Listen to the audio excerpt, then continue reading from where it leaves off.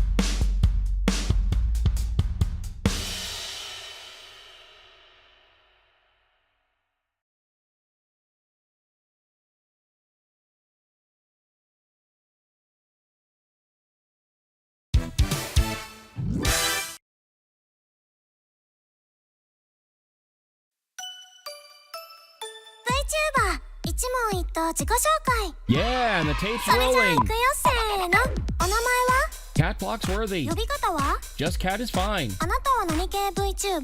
Nerdy cat girl who features spaceflight. 誕生日は May 4th. 年齢は Older than pneumatic. 性別は Transgender 身 female. 長は 4'11". 出身は Sacramento County. チャームポイントは Dialogue hair clip. 突然ですがモノマネどうぞ Yeah, what's up, Dad? 活動場所は Twitch, Twitter, YouTube. はじめの挨拶 Thank you for joining me. 終わりの挨拶 Bye. 推しマークは None at present. 配信タグは Cat-like feed. ファンアートは Cat pics. ファンネームは Cat's apprentices. 好きな色は Iris Indigo. 好きなことは Vintage computers and 得 video. 意なことは Technology. ここで一言愛の告白好 I love you. きな食べ物は Ethnic foods. 好きな飲み物は Craft soda. 好きな漫画は Pizza 10. 好きなアニメは Planet. 好きなゲームは Left 4 Dead 2. 好きな音楽は Classic rock. 苦手なことは Human stupidity. 尊敬するのは Space fairy people. 叶えたい夢は ISS crew 最後にみんな interview. に一言どう Thanks ぞ so much for your support and a final status check. Go Atlas. Go Centaur. Go Katt Phlox. You have permission to launch. 3, 2, 1. RD-180 ignition. Booster ignition and liftoff of Atlas V and Centaur.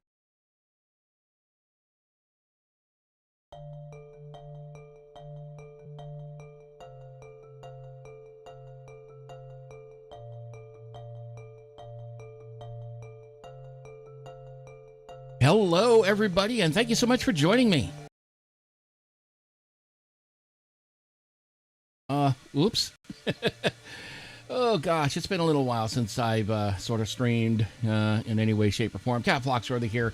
Sorry about that minor scuff there because I kind of forgot which button I needed to press for this one. And, of course, you didn't see the nice videotape startup transition that I normally put up there. Anyway... this stream serves two purposes. One, like I said on my 24th letter and butterfly site posts. This is I just got Stanley Parable and also got Stanley Parable Super Ultimate or I forget Ultra Deluxe or whatever it was called. I forget off the top of my head. But anyway, I just picked both those titles up and I'm going to be playing the original. Well, I won't exactly call it the original one because the original one actually started life as a source mod. This one is actually the Stanley Parable retail game, which, like I said, originally started life as a mod for Half-Life 2, and probably for any Steam game when you get right down to any source game. Let me be more specific about that. I haven't played that one yet, but given what I've seen thus far, it certainly fits in with my kind of humor. So, yeah, I'm looking forward to playing this. And like I said, it seeks to demolish the fourth wall, as it were. So, yeah, it's going to be a little bit of fun. And also some other news. The other item that I'm going to be doing tonight is, I don't know if you can hear this while I'm speaking, there is an Ethernet switch with some pretty noisy fans behind me. In this case, it is a Cisco Nexus 9372 TX, which is a 48-port 10 G-base 10 gigabit Ethernet switch, and it has 4 QSFP plus connectors there, so I can have multiple 40 gigabit uplinks from there. And the switching fabric is rated in excess of 1.3 terabits per second. And I'm using that with two 10 G-base T Ethernet cards, one in the studio and one in the encoder. And that is moving the more high volume stuff. I ultimately want to try playing with Beam, which pretty much demands very high bandwidth. Not even 2.5 gigabits that are on a lot of new gaming motherboards is probably enough to handle that. They want actual true high volume bandwidth like 10 gigabits. And on top of that, I don't know if I have jumbo frames turned on the cards. I don't think I did, because one of the things I ended up doing to maintain compatibility with my older system is I installed the Hyper-V management software, but not the Hyper-V hypervisor itself. In fact, on one of them, it said, can't do it. You don't have VTD turned on. VTX, excuse me. VTD is if you want to include actual PCI peripherals in a virtual machine directly, which you can do if the processor supports it, as well as and it's called PCI pass-through. And basically allows you to run real-world hardware in a virtual machine. In fact, some people actually sometimes game that way. So, anyway, unfortunately, this, even though it cost me like $75 at a local recycling place, the biggest problem it has right now is that the fan bearings don't exactly sound like they're very healthy, even though they are spinning pretty good and keeping the thing cool. One of the things I ended up doing is I ended up going to a local Lowe's, picking up some sheets of foam, cutting them down, and putting them to the sides. And one of them I put in front of the switch itself. I might actually go get another sheet and put it behind it, so then I don't get any audio reflections from the back wall. Ultimately, I'd like to ultimately do a little bit of an acoustic treatment to this room in any event. And on top of that, since this is a pretty big ass switch, and I also turn it off when I'm not going to be streaming. So basically, it's got two power supplies. I'm only using one of them, and I looked at the ratings on there. I'm like, oh my god. Okay, we'll deal with it as best we can. I may end up getting this one. I may end up getting an unmanaged switch, brand new, if money still is available for that. So we'll have to think about that. So anyway, there's that, and I'm also, as always, keeping an eye open for. I'm always watching on Craigslist. I tend to prefer not to do anything with eBay yet, because I want to be able to see it for myself before I actually pick it up. And Craigslist has been great for doing that. And anyway, I picked up four 10 GBE cards, and as I said on the various social media, that these are a little bit of a challenge to put in the machine, mainly because. Not so much because I don't have the slot availability for it. There are several different factors going into this. One, there are 8-lane slots, and I only have 8-lane cards, but I only have 4-lane slots in the machines that I'm putting them into. The others being 1-lane slots, and the widest slots are being taken up by video cards. The other issues are that I don't have. There aren't any modern drivers for it. At least nothing that's signed. There are 64-bit drivers, but I have to basically, and on top of that, I have to hack the INF files in order to say, yes, we want to install this under Windows 10 or 11. And in this case, these two machines are both running Windows 11. And speaking of, apparently, Microsoft is actually loosening the requirements on Windows 11 now, because there are so many people still stuck on 10, and they want people to upgrade to 11 so badly. And for many of these people, it's not easy to go buy new hardware, even if it's just a small a small system. But yeah, these machines are 6th gen Core i7s, and also have a 7th gen that I just added recently, which is where you're hearing the latter one. It's a small Intel NUC PC, which is running a 7th gen Core i5, and I'm playing back the audio through that. It's still on the 1 gigabit Ethernet switch stack, and I have a single 1 gigabit length going to those because I don't need all that bandwidth. Although there are actually only two. I'm sorry, video signals that are going into the system at 1 gigabit speeds, and that's the gaming and VTuber machines. And the VTuber machine will be easy to get to and change out the card. The one that will be difficult will be the gaming machine, because the way my desks are organized right now, I have to pretty much get into that area, pull it apart, and then and on top of that, I have to get a longer cable, because the little octopus that I have right now, which I have routing a lot of the stuff over to these to the 1 gigabit switch block is Cat 5e, and 10 gigabit wants either Cat 6 or Cat 6a, preferably the latter if you want to use longer cables. So that's going to be fun to play with today. And I think one of the nice things about my Shure is that it is not.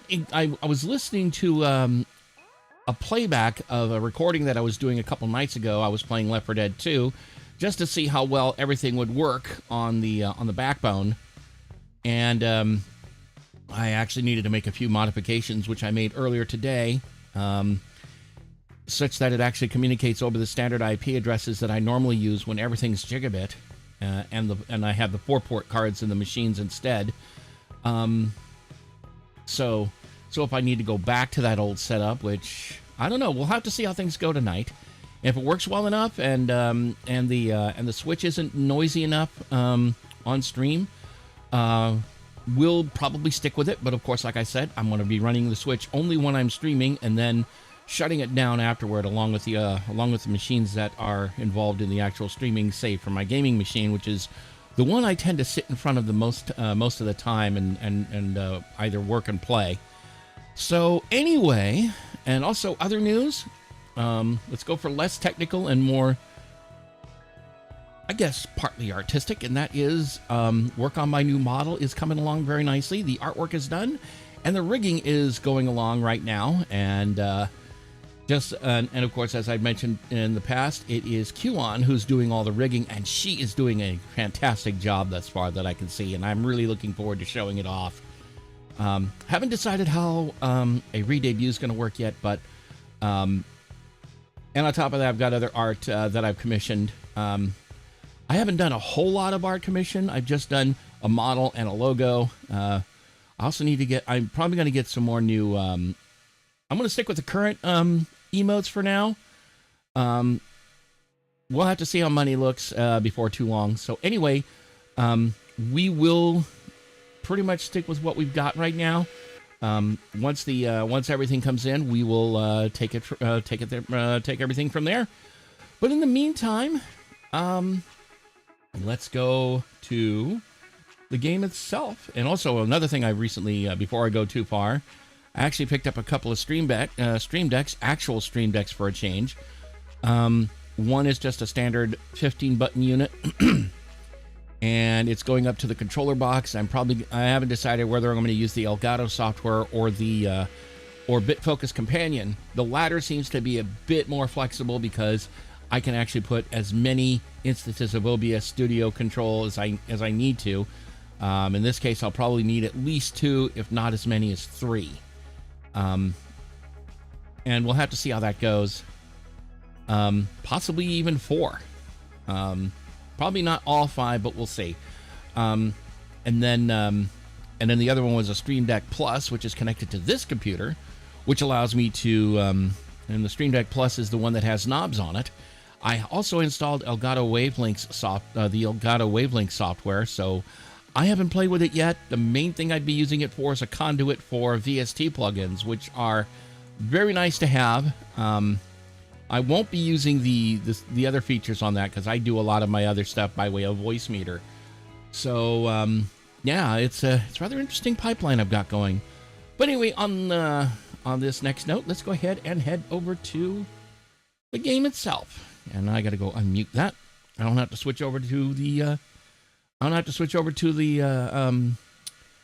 voice meter process anymore. I just switch over to it and press the button. And I just go to my Stream Deck Plus and press that button.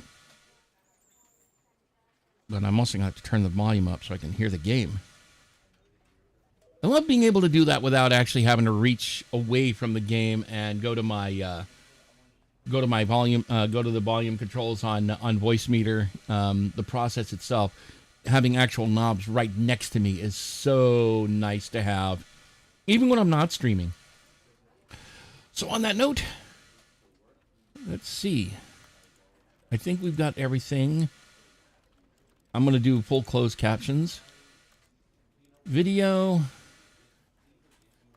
Advanced. The only thing I haven't done is Let's go in as an isotropic 8x. Double, triple. Let's go triple. Multi-core rendering. Yeah, we definitely want that. Shader detail, very high. Medium, high.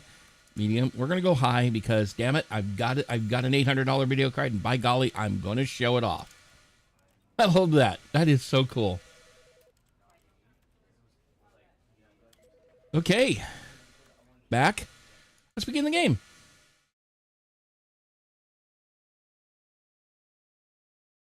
And apparently this game decides to never end or something like that. The end is never the end, is never the end, is never the end, is never the end, is never the end, is never the end, is never the end, is never the end, is never the end. Yeah, I'll stop. Like I said, this thing plays into my sense of humor, which anything that tickles that particular, anything that gives me that kind of particular itch for me to scratch, I will definitely go for it. I love that.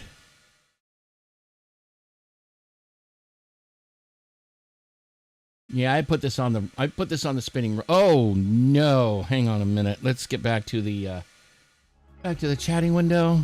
Oh boy.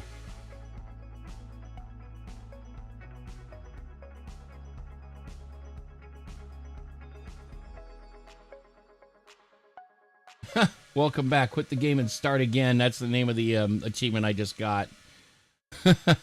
That's hilarious. Okay. Try it again. Loading from cache. Loading from file system cache is always a good thing.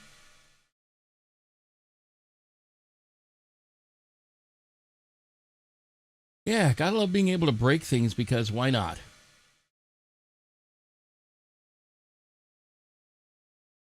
And there it goes again.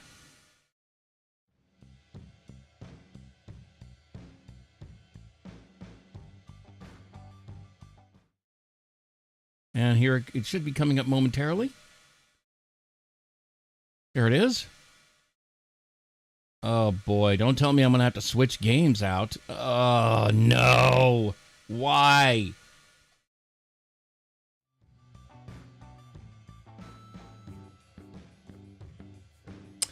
Guess I'm probably not going to be playing this game tonight. Yeah, rude. Yeah, Red Blue Fire. Absolutely correct. Extremely rude game. How dare it crash on me like this, like multiple times? How are you doing this evening, by the way? Well, it's evening here anyway, in California. Let's see.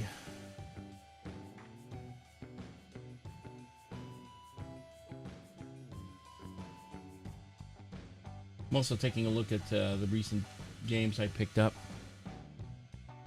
Living, I hear that. I totally hear that. So, yeah, I was hoping to play Stanley Parable because one of the things it seems to feature a lot of, and that's breakage of the fourth wall, and I love games that do that. And that's also the only reason. I mean, that's one of the reasons why of all the Marvel superheroes, I like Deadpool the best, or at least give a darn about it in any event. So it's like, yeah, I really don't want to deal with anything that. I mean, I don't know. It just. I hear so damn much about when my mother was still around and my sister was around. I mean, was still somewhat around, and we were somewhat on something resembling talking terms. They would talk about going to various superhero movies, and I'm like, I'm really not interested. And yeah, I seem to remember certain people taking offense to that, and it's like, yeah, I don't give a damn. Just let me do what I want to do, and that is completely avoid these movies because I really don't like going to the movies really. And on top of that, especially considering it's Disney we're talking about, and Disney has a particularly strong affinity for changing copyright law to suit them, as well as their cohorts. I may have to use the Stanley Parable Ultra Deluxe game. I'm gonna do that and see what happens. I'm gonna launch that and see if it works any better. So we may change that. change over to that in lieu of the original game. This might cause some issues here. Developed by Crows. I wonder if it's anything. I wonder if it's based on the original game. Please choose a. We're gonna go English.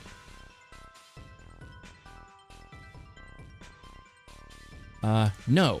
I've not played Stanley Parable before. I tried to play Stanley Parable, but it kept crashing.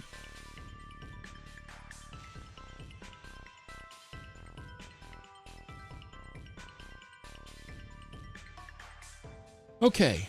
And it's asking me to do... Oh, wow. It's actually asking me to set the current time.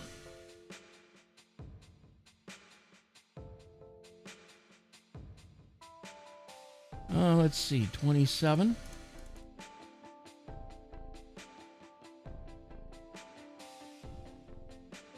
Oh, I actually need to cycle through it.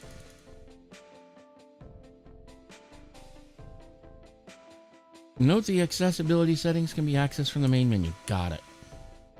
I'm going to do some quick changes real quick. And also change the... Okay, settings. At least it's not doing what the other game did, and that's put me in 1024 by 768 on my 3440 by 1440 desktop. And I'm like, yeah. And on top of that, it messes with everything else. Starts shoving everything to other desktops, which I'm like, yeah, no. I don't think so. Windowed. 43 to 18. That's what that ratio is, apparently. Anti-aliasing. 4 by anisotropic alias. Anti-aliasing.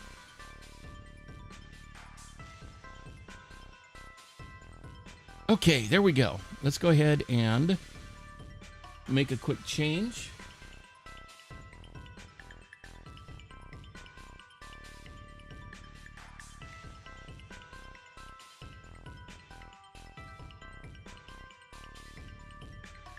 We're going to switch that, and then we're going to go over to...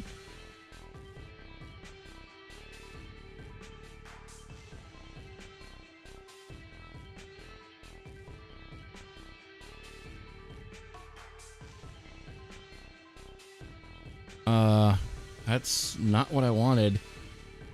Let's try something here.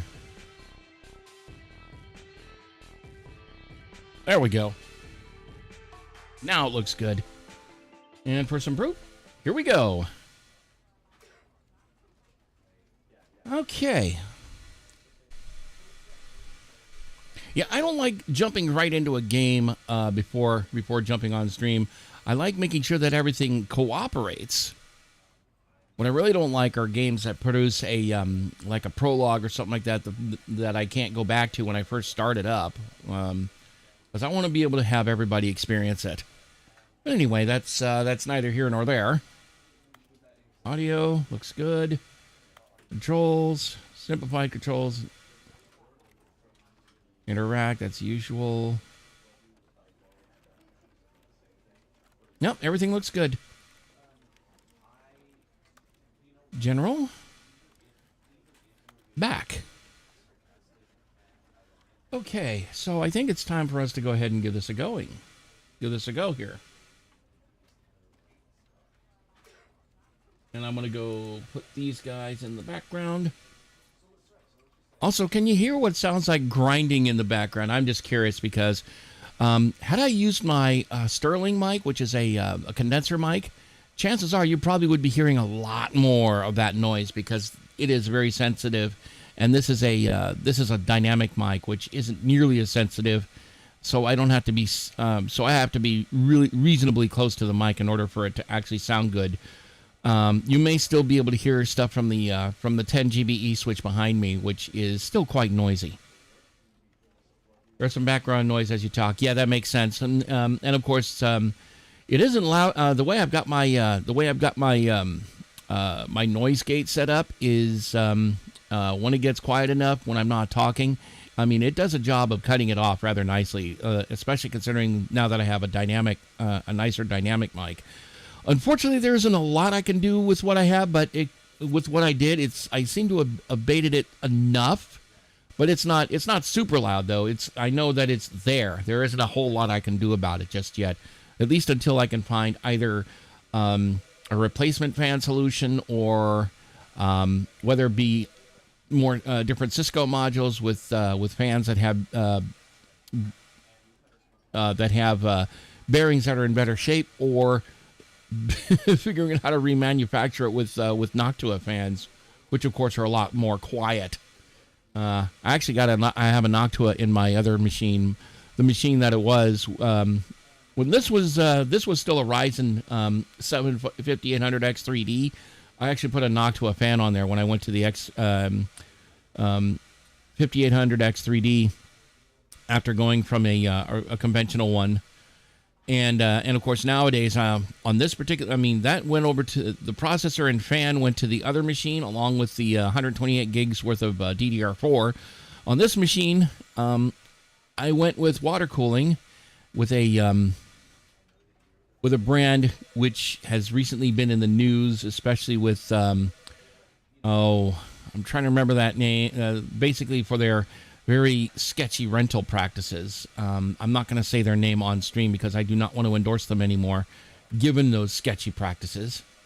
So, anyway, enough of that. Let's go ahead and try and actually begin the game. Okay, that's a better sign. This is the story of a man named Stanley. Is it now? Stanley worked for a company in a big building where he was employee number 427. Employee number 427's job was simple. He sat at his desk in room 427 and he pushed buttons on a keyboard. Orders came to him through a monitor on his desk, telling him what buttons to push, how long to push them, and in what order.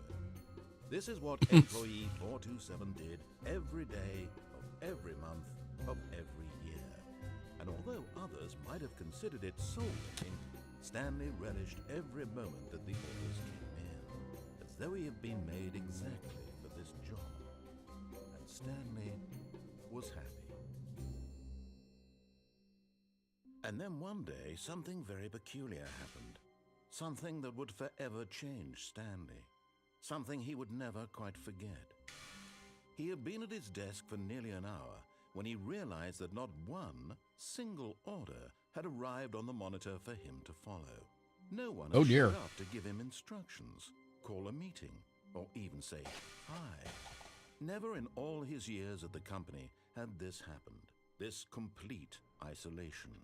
Something was very clearly wrong.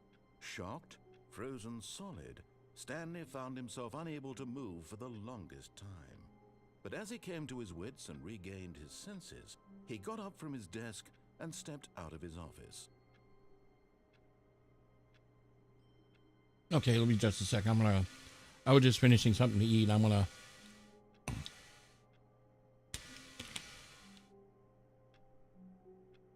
Okay, let's do this.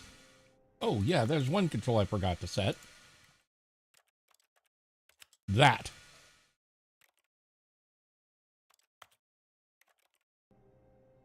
There we go.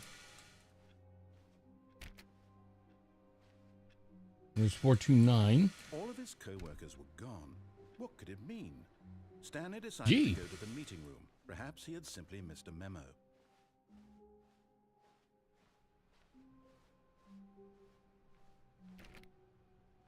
Nope, ain't let me in there.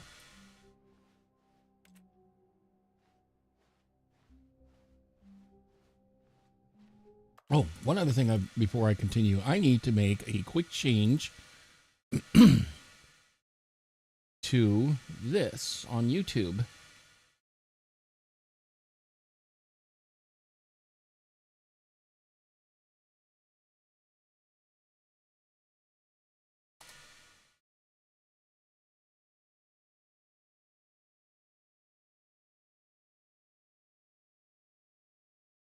Yeah, it's not giving me that.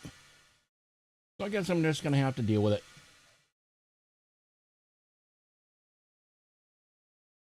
Okay then, I guess we're just going to continue playing the game.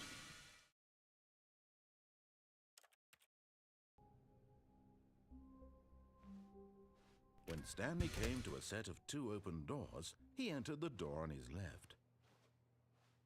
Nope, we're gonna... This was not the correct way to the meeting room, and Stanley knew it perfectly well. Perhaps he wanted to stop by the employee lounge first, just to admire it. Ah, yes, truly a room worth admiring. It had really been worth the detour after all, just to spend a few moments here in this immaculate, beautifully constructed room.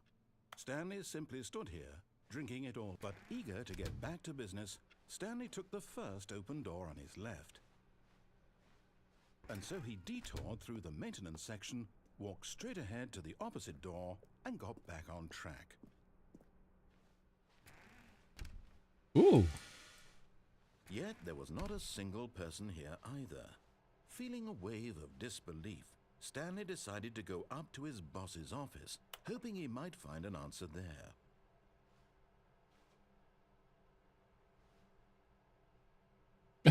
How cute.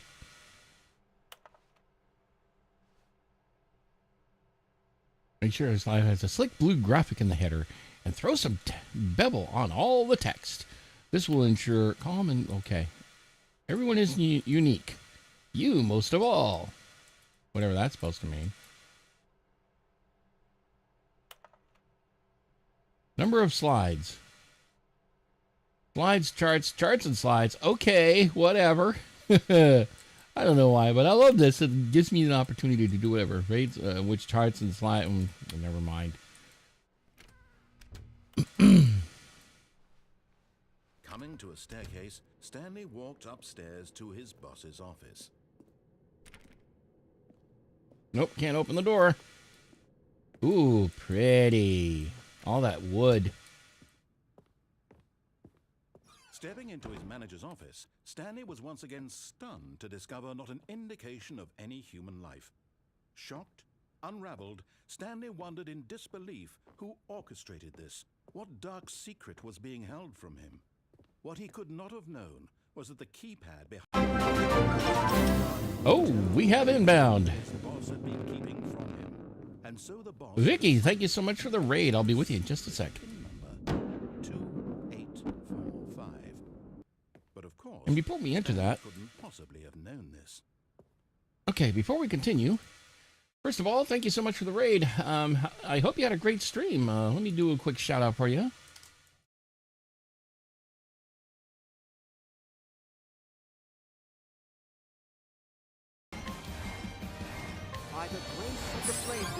That was probably a mistake. Oh, you were doing Mech Warrior 5. Yeah, I think were you playing that with Puzzle Pulsar recently? Or even tonight? But in any event, thank you so much for the raid. I hope you had a great stream and hope you had a wonderful 2 weeks ago. Okay. This week was my normal crew. Was my normal crew. Gotcha. Alrighty. In any event, yeah, thank you so much for the raid, and I hope you and thank you so much for bringing your community over to mine and to sort of hang out and hope and if you need to go grab something to eat, go chill out, do whatever. By all means, do so. Don't let me detain you unless, of course, you want to be detained. In which case, hey, no problem. But yeah, Vicky Santos and I have known each other long before either of us became VTubers. So yeah, and good friend of mine I've known for so long. And but yeah. Yes, thank you so much for the kind words. Anyway, I'm playing, I was trying to play the original Stanley Parable, but it decided to say, oh, I think I'm just gonna crash on you multiple times. So I ended up saying, you know what, let's just go grab the, the Ultra Deluxe Edition. And that one seems to be giving me a lot better play on this one. Yeah, and on top of that, the original one decided to start up in 1024 by 768 full screen, which, of course, likes to mess with everything else on my desk.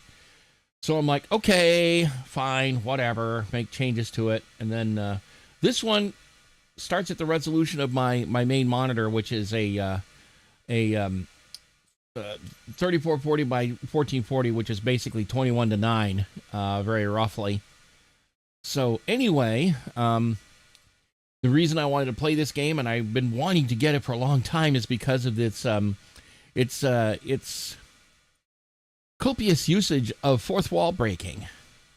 So, and I really wanted to play this because it appeals to my particular sense of humor. So, anyway, let's go have some fun. I believe that number was 2845. Yet incredibly, by simply pushing random buttons on the keypad, Stanley happened to input the correct code by sheer luck. Oh, shut up. He stepped into the newly opened passageway. Oh, no worry, Kittlefish. Good to see you as well. Oh, that's right. I got to get out of here.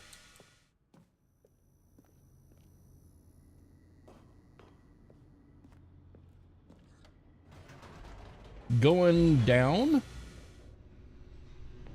Going deeper into the bowels of this building. We'll see what happens.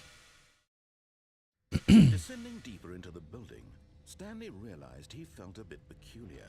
It was a stirring of emotion in his chest, as though he felt more free to think for himself, to question the nature of his job. Why did he feel this now, when for years it had never occurred to him?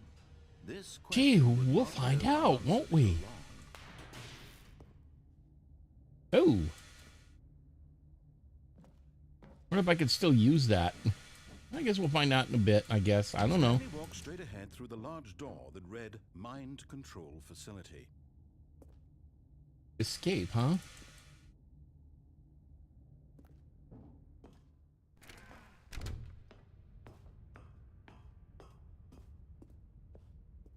Oh, let's see.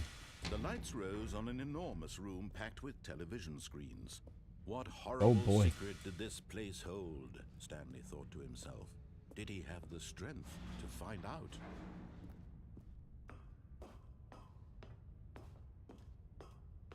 Okay, self, what do we do? Go break things. Now the monitors jumped to life, their true nature revealed. Each bore the number of an employee in the building, Stanley's co-workers. The lives of so many individuals reduced to images on a screen, and Stanley, one of them, eternally monitored in this place where freedom meant nothing. Or 27, there's mine.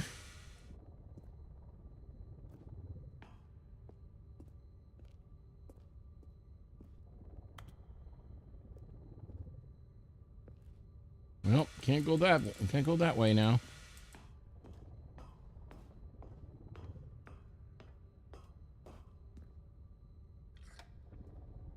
This mind control facility, it was too horrible to believe. It couldn't be true. Had Stanley really been under someone's control all this time? Was this the only More than reason likely. he was happy with his boring job? That his emotions had been manipulated to accept it blindly? No, he refused to believe it. He couldn't accept it. His own life in someone else's control? Never! It was unthinkable, wasn't it? Was it even possible? Had he truly spent his entire life utterly blind to the world? But here was the proof, the heart of the operation. Controls labeled with emotions, happy or sad or content, walking, eating, working, all of it monitored and commanded from this very place. And as the cold reality of his past began to sink in, Stanley decided that this machinery would never again exert its terrible power over another human life, for he would dismantle the controls once and for all. Well, talking about lingering, you thought about letting this, getting the Stanley Parable, but it seems very spoiler sensitive. Oh, I see what you're saying. Yeah, I know. Wink.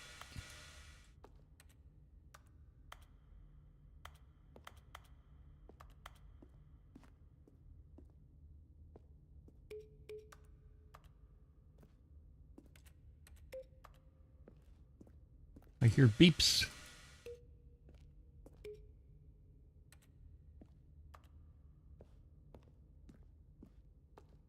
So what am I supposed to do? Go blow them up? 5. Beep, beep, beep. it said. Mind controls idle, awaiting input. And when at last he found the source of the room's power, he knew it was his duty, his obligation, to put an end to this horrible place and to everything it stood for. I guess I kind of want a better feel for the mood of the game. That's fair enough.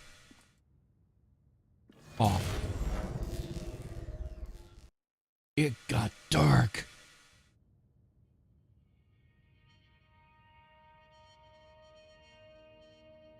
It got really, really dark. Blackness and a rising chill of uncertainty. Was it over? Yes. He had won. He Had I? defeated the machine, unshackled himself from someone else's command. Freedom was mere moments away. And yet, even as the immense door slowly opened, Stanley reflected on how many puzzles still lay unsolved. Where had his co-workers gone? How had he been freed from the machine's grasp? What other mysteries did this strange building hold? But as sunlight streamed into the chamber, he realized none of this mattered to him, for it was not knowledge or even power that he had been seeking, but happiness. Perhaps his goal had not been to understand, but to let go. No longer would anyone tell him where to go, what to do, or how to feel. Whatever life... Why do I have the feeling this is not the actual end? And that was all he needed to know. It was perhaps the only thing worth knowing. Stanley stepped through the open door. Stanley felt the cool breeze upon his skin, the feeling of liberation, the immense possibility of the new path before him. This was exactly the way, right now, that things were meant to happen. And Stanley was happy. Don't tell me this is the end already. Complete the Stanley Parable. Get your first achievement. Okay, whatever.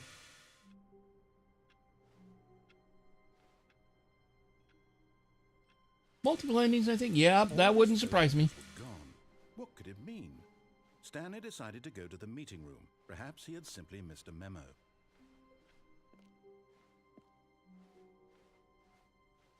This time we'll take the left. When Stanley came to a set of 2 open doors, he entered the door on his left.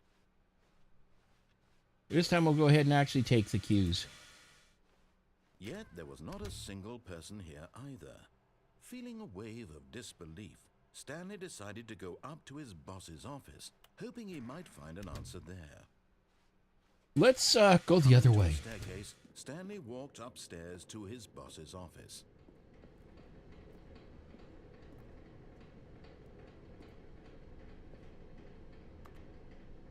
Wish I could see what that said. But Stanley just couldn't do it. He considered the possibility of facing his boss, admitting he had left his post during work hours. He might be fired for that. And in such a competitive economy, why had he taken that risk? All because he believed everyone had vanished? His boss would think he was crazy. And then something occurred to Stanley. Maybe, he thought to himself, maybe I am crazy. All of my co-workers blinking mysteriously out of existence in a single moment for no reason at all? None of it made any logical sense. And as Stanley pondered this, he began to make other strange observations. For example, why couldn't he see his feet when he looked down? Why did doors close automatically behind him wherever he went? And for that matter, these rooms were starting to look pretty familiar. Were they simply repeating? No, Stanley Yes. said to himself, this is all too strange. This can't be real. And at last, he came to the conclusion that had been on the tip of his tongue. He just hadn't found the words for it. I'm dreaming, he yelled. This is all a dream. Oh, what a relief Stanley felt to have finally found an answer, an explanation. His co-workers weren't actually gone. He wasn't going to lose his job. He wasn't crazy after all. And he thought to himself, I suppose I'll wake up soon. I'll have to go back to my boring real-life job pushing buttons. I may as well enjoy this while I'm still lucid. So, he imagined himself flying and began to gently float above the ground. Then he imagined himself soaring through space on a magical star field, and it too appeared. It was so much fun, and Stanley marveled that he had still not woken up. How was he remaining so lucid? And then perhaps the strangest question of them all entered Stanley's head. One he was amazed he hadn't asked himself sooner. Why is there a voice in my head dictating everything that I'm doing and thinking? Now the voice was describing itself being considered by Stanley, who found it particularly strange. I'm dreaming about a voice describing me, thinking about how it's describing my thoughts, he thought. And while he thought it all very odd and wondered if this voice spoke to all people in their dreams, the truth was that, of course, this was not a dream. How could it be? Was Stanley simply deceiving himself, believing that if he's asleep, he doesn't have to take responsibility for himself? Stanley is as awake right now as he's ever been in his life. Now, hearing the voice speak these words was quite a shock to Stanley. After all, he knew for certain, beyond a doubt, that this was in fact a dream. Did the voice not see him float and make the magical stars just a moment ago? How else would the voice explain all that? This voice was a part of himself too. Surely, if he could just... He would prove it. He would prove that he was in control, that this was a dream. So he closed his eyes gently, and he invited himself to wake up. He felt the cool weight of the blanket on his skin, the press of the mattress on his back, the fresh air of a world outside this one. Let me wake up, he thought to himself. Yeah. This dream. I wish it to be over. Let me go back to my job. Let me continue pushing the buttons. Please, it's all I want. I want my apartment, and my wife, and my job. All I want is my life exactly the way it's always been.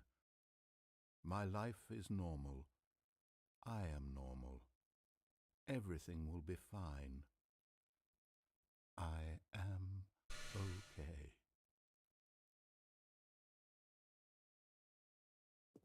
Nope, you're not.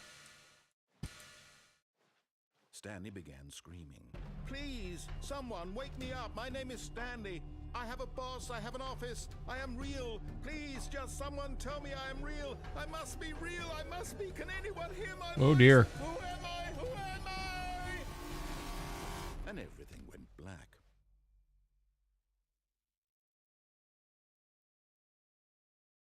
This is the story of a woman named Mariella. Mariella woke up on a day like any other. She arose, got dressed, gathered her belongings, and walked to her place of work. But on this particular day, her walk was interrupted by the body of a man who had stumbled through town talking and screaming to himself, and then collapsed dead on the sidewalk. Oh dear. She would soon turn to go call for an ambulance. For just a few brief moments, she considered the strange man. He was obviously crazy. This much she knew. Everyone knew what crazy people look like. And in that moment, she thought to herself how lucky she was to be normal. I am sane. I am in control of my mind. I know what is real and what isn't.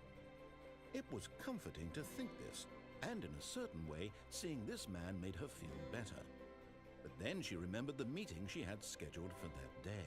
The very important people whose impressions of her would affect her career, and by extension, the rest of her life. She had no time for this, so it was only a moment that she stood there, staring down at the body. And then she turned and ran.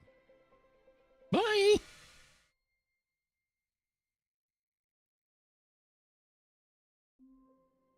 Meanwhile, we're going to go up to the we're going to go ahead and do things the right way. Gone.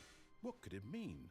Stanley decided to go to the meeting room. Perhaps he had simply missed a memo. Yeah, speaking of multiple endings, there's another one where to a set of two open doors. He entered the door on his left. Which I just did. Yet there was not a single person here either.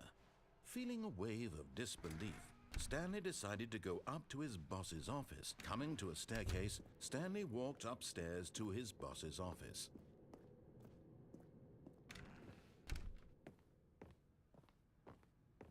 Stepping into his manager's office, Stanley was once again stunned to discover not an indication of any human life.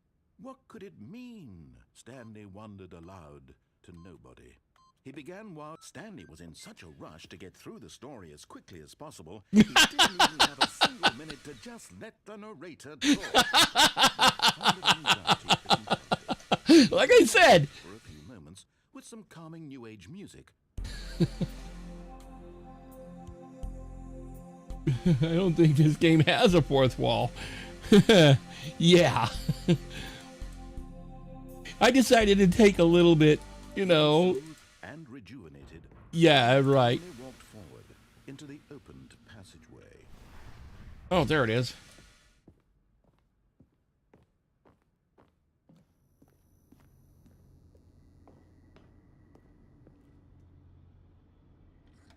Going down.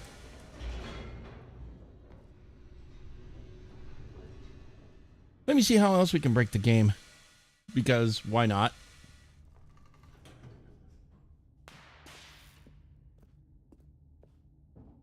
Stanley walked straight ahead through the large door that read Mind Control Let's escape. Facility. We're going to escape instead. The passageway had the word escape written on it. The truth was that at the end of this hall, Stanley would meet his violent death. Okay. Well, let's see what kind of ending we got. Shut. Stanley still had every opportunity to turn around and get back on track. Yeah, screw you. We're going to do things my way. Making a conscious, concerted effort to walk forward and willingly confront his death.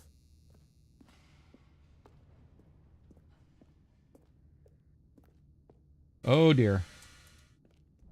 Yahoo! Twitch. Yahoo!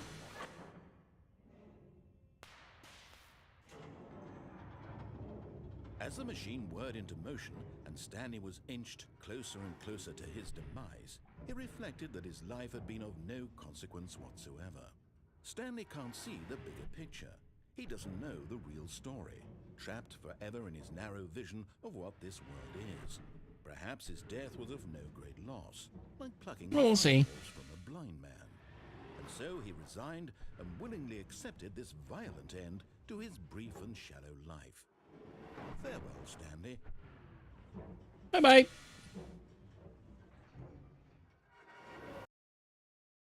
Whoa. What the? Farewell, Stanley, cried the narrator, as Stanley was led helplessly into the enormous metal jaws. In a single visceral instant, Stanley was obliterated as the machine crushed every bone in his body, killing him instantly. Yeah. Yeah, right. The Stanley Parable. It would be Okay. just a few minutes before Stanley would restart the game, back in his office, as alive as ever. What exactly did the narrator think he was going to accomplish? Well, we'll find out momentarily, won't we?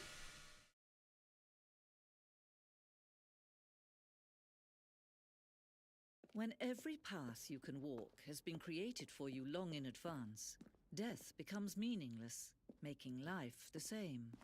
Do you see now? Do you see that Stanley was already dead from the moment he hit start? Oh, found all the credits.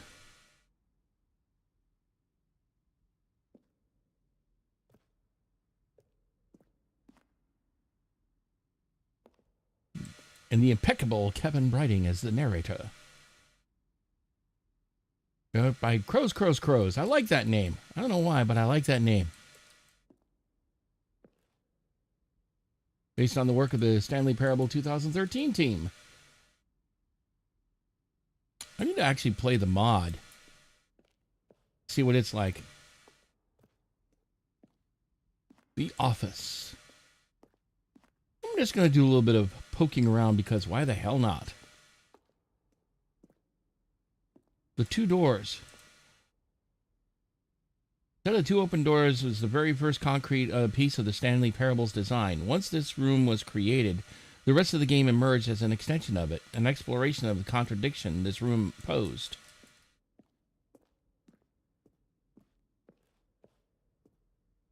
Nature paintings, okay. Stanley's computer. Office layout. The blueprint of the office from the beginning of the game. The path from Stanley's office to the two doors was the first part of the game that was built. Sections have been added and altered throughout the development through the core layout, though the core layout remains almost identical to the first iteration. Corridor. Pacing of the opening section was important to get right. This corridor had been moved and altered to make sure the player reaches the two doors in a good time. And of course we have that one.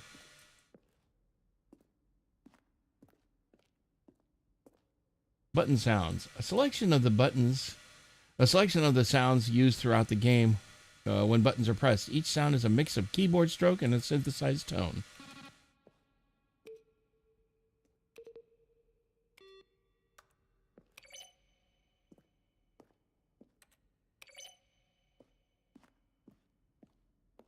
And let's see, office computers, okay. Some old, oh my God, these are vintage PS2s. One even with a 5 1/4 drive. Holy cow, they all have them.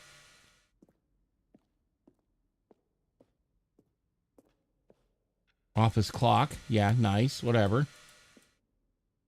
Boss's office. Screens from the development of the boss's office. Yeah, those are probably all various hammer panels. That's the I guess that's the original layout. Then they added things more in here, and then of course the final layout.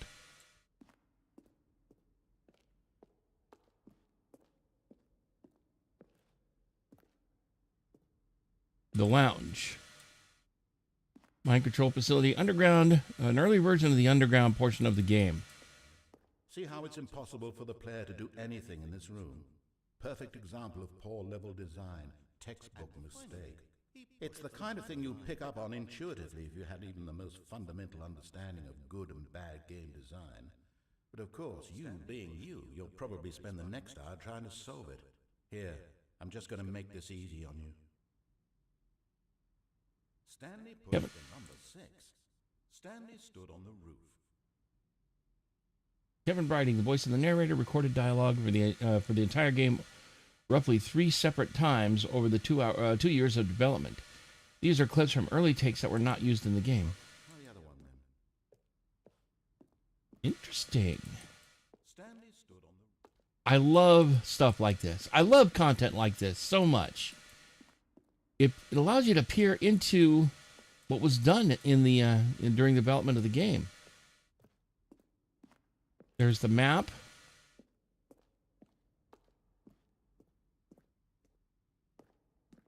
The office, maintenance room.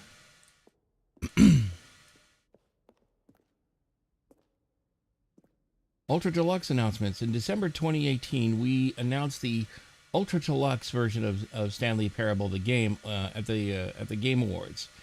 These are screenshots of the videos we made for the announcements of the and the game's delay. The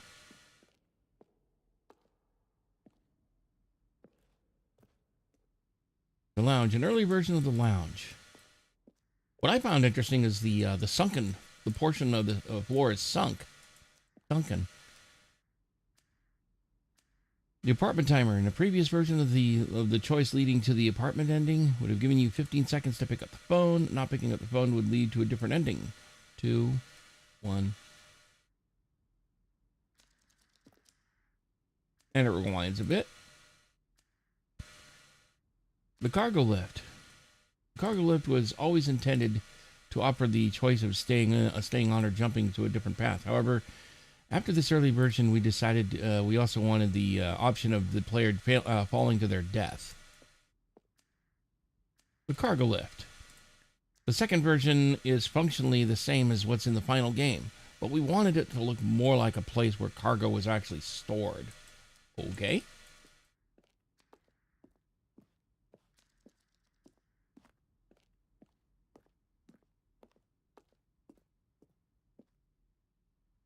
Zending model.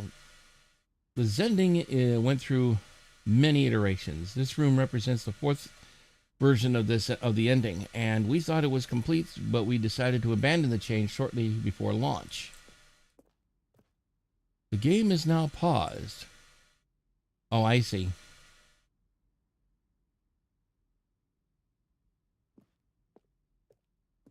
Actually, you know what? I'm going to try and find my way back and go up.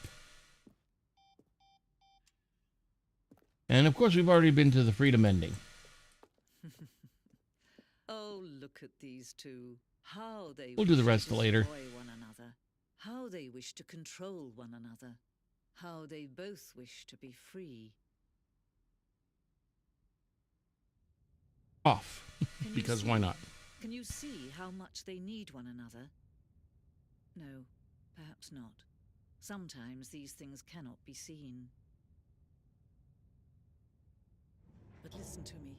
You can still save those two. You can stop the program before they both fail. Push escape and press quit. There's no other way to beat this game. As long as you move forward, you'll be walking someone else's path. Stop now and it'll be your only Squish. choice. Whatever you do, choose it. Don't let time choose for you. Don't let time... Squish! I'm dead. Not big surprise. Or something.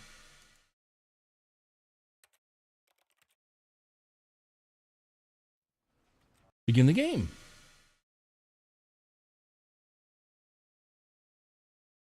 This is the But the- story of a man named Stanley. Yeah, that's true. Yes, we know. All of his co-workers were gone. What could it mean? Stanley decided to go to the meeting room. Perhaps he had simply missed a memo. Now you've got me interested. What the hell's in there? Can I go in there? Oh, no.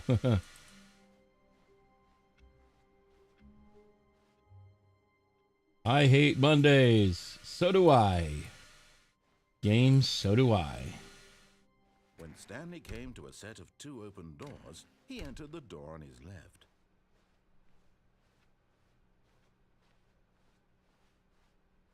Yet there was not a single person here either. Feeling a wave of disbelief, Stanley decided to go up to his boss's office. Hoping coming to a staircase, Stanley walked upstairs to Going his up. boss's office. Only this time we're going to wait. Okay, I think we all know the drill by now. Blah, blah, blah. Dark secrets, the keypad. Stanley pushes some buttons. Oh, hey, look, it's a new passageway. Quelle surprise. Quelle surprise. Okay. Let us go. Shall we? Nah. Sheesh. Going down. Has the boys considered that one wants to become a pancake? Oh, that's true.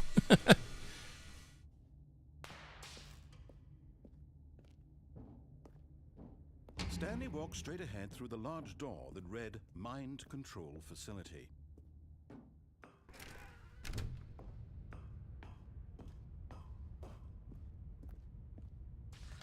The lights rose on an enormous room packed with television screens. What Yeah. horrible secret did this place hold? Stanley thought to himself. Did he have the strength to find out?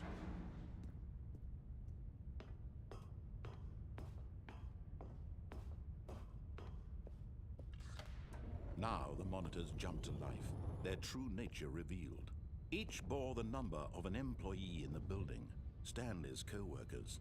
The lives of so many individuals reduced to images on a screen, and Stanley, one of them, eternally monitored in this place where freedom meant nothing.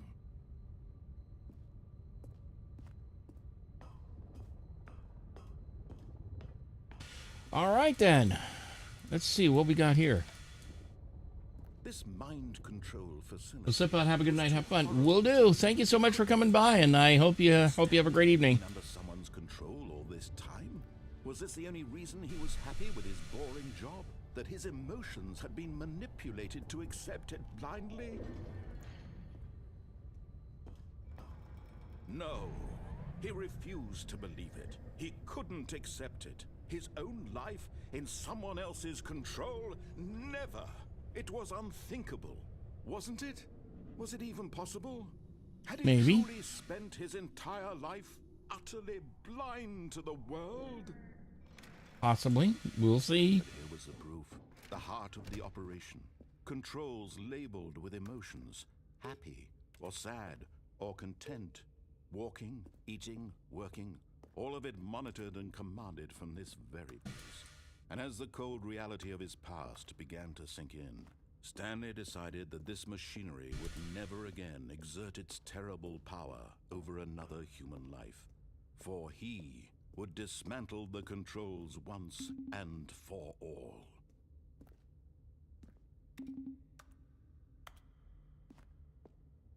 I wonder if any of these controls have any kind of beep?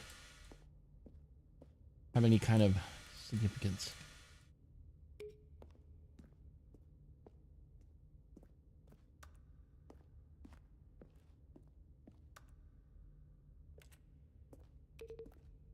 Wait a minute.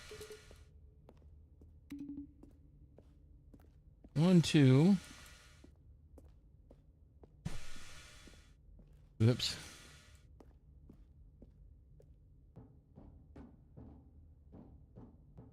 That's where I came in from.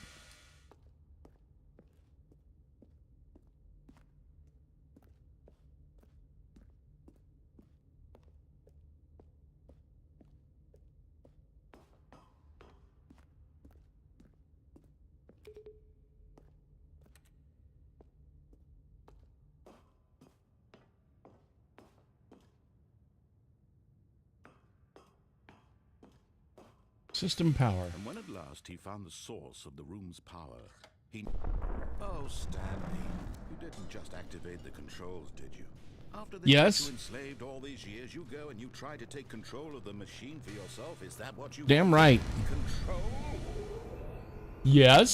Stanley, I applaud your effort, I really do. But you need to understand, there's only so much that machine can do. You were supposed to let it go. Turn the controls off and leave. If you want to throw my story off track, you're going to have to do much better than that. I'm afraid you don't have nearly the power you think you do. For example, and I believe you'll find this pertinent, Stanley suddenly realized he had just initiated the network's emergency detonation system. Oh my God. If this machine is activated without proper DNA identification, nuclear detonators are set to explode, eliminating the entire complex. How long until detonation then? Let's say, 2 Now. weeks. Now this is making things a little more fun, isn't it, Stanley? It's your time to shine. You are the star. It's your story now. Shape it to your heart's desires. Oh, this is much better than what I had in mind. What a shame we have so little time left to enjoy it. Mere moments until the bomb goes off. But what precious moments each one of them is. Oh, here we go. More time to talk about you, about me, where we're going, what all this means. I barely know where to start. What's that? You'd like to know where your co-workers are? A moment of solace before you're obliterated? All right, I'm in a good mood. You're gonna die anyway. I'll tell you exactly what happened to them. I erased them. I turned off the machine. I set you free. Of course, that was merely in this instance of the story. Sometimes when I tell it, I simply let you look at sit there this. in your office forever, pushing buttons endlessly and then dying alone. Other times, I let the office sink into the ground, swallowing everyone inside, or I let it burn to a crisp. I have to say this, though, this version of events has been rather amusing. Watching you try to make sense of everything and take back the control wrested away from you, it's quite rich. I almost hate to see it go. But I'm sure whatever I come up with on the next go-around will be even better. My goodness, only 34 seconds left. But I'm enjoying this so much. You know what? To hell with it. I'm going to put some extra time on the clock, why not? These are precious additional seconds, Stanley. Time doesn't grow on trees. Oh dear me, what's the matter, Stanley? Is it that you have no idea where you're going or what you're supposed to be doing right now? Or did you just assume when you saw that timer that something in this room was capable of turning it off? I mean, look at you. Running from button to button, screen to screen, clicking on every little thing in this room. These numbered buttons, no, these colored ones. Or maybe this big red button, or this door. Everything, anything, something here will save me. Why would you think that, Stanley? That this video game can be beaten? Won? Solved? Do you have any idea what your purpose in this place is? Stanley, Oh, giggle, giggle. you're in for quite a disappointment. But here's a spoiler for you. That timer isn't a catalyst to keep the action moving along. It's just seconds ticking away to your death. You're only still playing instead of watching a cutscene because I want to watch you for every moment that you're powerless. To see you made humble. This is not a challenge. It's a tragedy. You wanted to control this world, that's fine. But I'm going to destroy it first, so you can't. Take a look at the clock, Stanley. That's 30 seconds you have left to struggle. 30 seconds until a big boom and then nothing. No ending here, just you being blown to pieces. When you Oh, I'm so scared. go peacefully. Another choice. Make it count, or don't. It's all the same to me, all a part of the joke. And believe me, I will be laughing at every second of your inevitable life from the moment we fade in until the moment I say, happily ever after. Boom! Wow, that was quick. That was a very quick boom.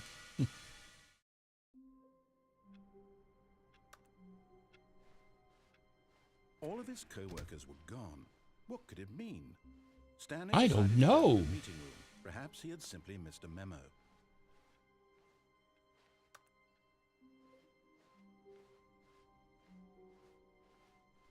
When Stanley came to a set of 2 open doors, he entered the door on his left. Which, of course, I already have.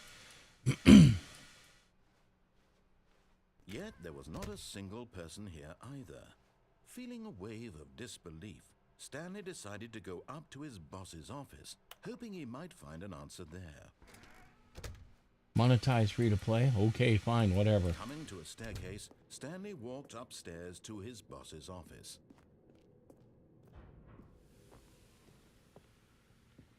Executive bathroom. Hey, look at this. Money in the morning, money in the evening, money for breakfast, money crisp. Hey, I love finding this cool stuff everywhere.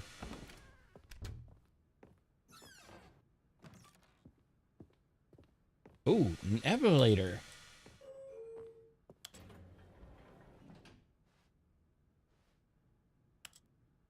Let's see what happens when we go up, because why not?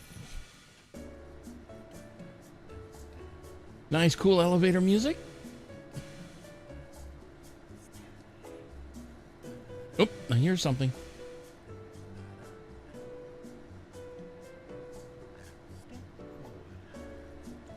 I hear subliminal messages, I think.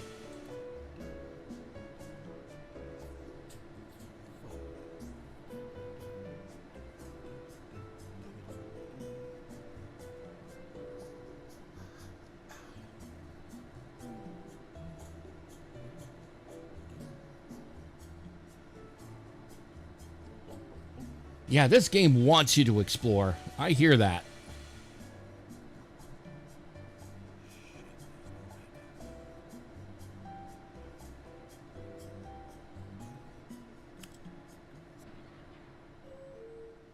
Ding dong. Wait a minute, was I just here? Yes. Here's the door, just go. Shut up. You're clearly irritated with me, which I'm perfectly okay to do.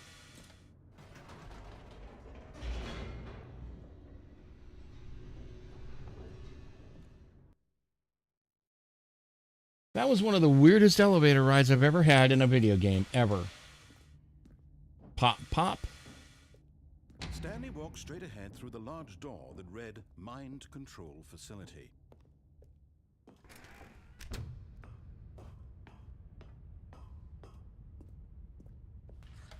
The lights rose on an enormous room packed with television screens. What horrible secret did this place hold? Stanley thought to himself. I didn't think this. To find out.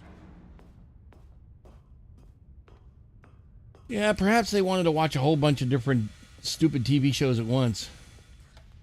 Now the monitors jumped to life, their true nature revealed. Each bore the number of an employee in the building, Stanley's co-workers.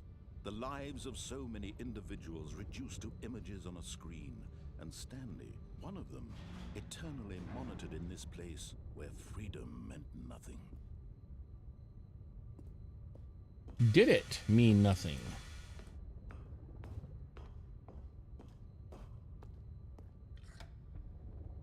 This mind control facility, it was too horrible to believe. It couldn't be true. Had Stanley really been under someone's control all this time? Was this the only reason he was happy with his boring job? That his emotions had been manipulated to accept it blindly? No. Okay. He refused to believe it. He couldn't accept it. His own Pirate? life Oh my in God. someone else's control? Never. It was unthinkable, wasn't it? Was it Arg, impossible? shiver me timbers. Had he truly spent his entire life utterly blind to the world? Maybe. But here was the proof. The heart of the operation. Controls labeled with emotions. Happy, or sad, or content. Walking, eating, working. All of it monitored and commanded from this very place. And as the cold reality of his past... Console disabled. sank in, Stanley decided that this machinery would never again exert its terrible power over another human life. For he would dismantle the controls once and for all. I wonder if it's when I powered that up. That's when the power control got enabled. Beep, beep, beep. Oh. That is probably why I ended up being able to go in there, is because I turned on all the controls. Facility power, let's go.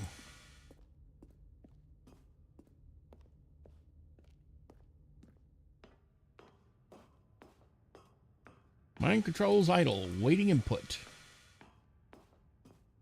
And when at last he found the source of the room's power, he knew it was his duty, his obligation. Turn it off. Sometimes you gotta turn things off. It's such a turn off. Blackness and a rising chill of uncertainty. Was it over?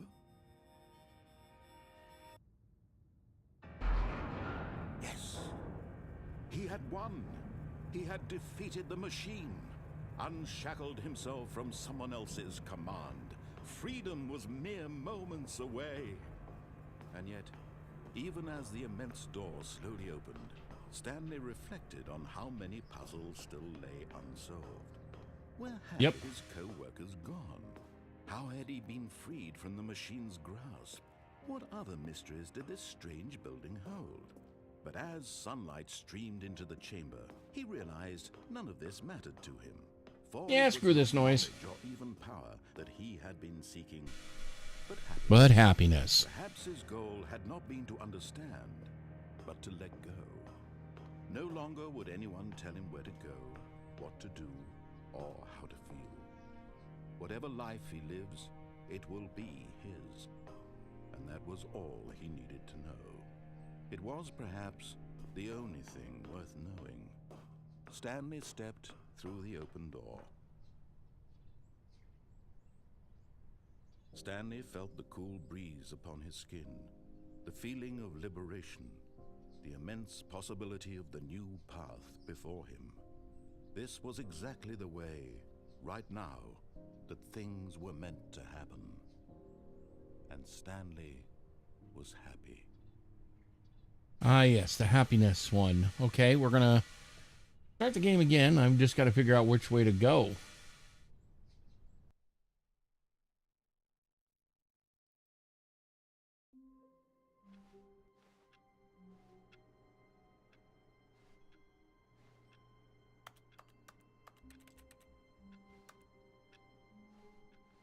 Let's, nope. All of his Can't do- co-workers were gone. What could it mean? Stanley decided to go to the meeting room. Perhaps he had simply missed a memo. No matter how hard Stanley looked, he couldn't find a trace of his co-workers.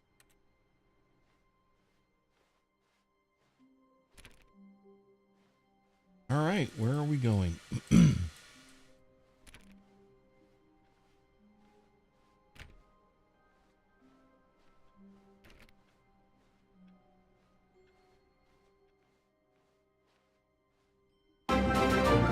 We have another inbound. Hang on a sec. Let me see who we got. Trash Can Goddess, thank you so much for the raid. I hope you had a great stream. Let me go and give you a real quick shout out.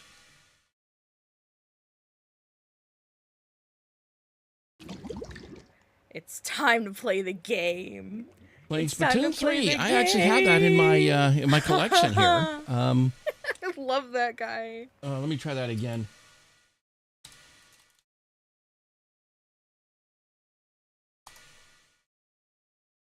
There we go. I hope you had a great great stream, and and for those of you who don't know me, my name is Katt Phloxworthy.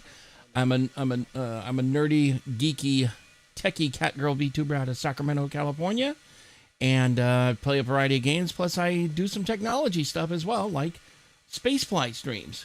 And I hope you had a great stream. And Wheels of Confusion, thank you so much for the follow. Welcome to the workshop and labs. I hope you enjoy your stay here. So anyway, I'm playing the Stanley Parable Ultra Deluxe game, because unfortunately the original one decided to say, we're gonna crash every time we start it. So yeah, it sounded like you had a great stream.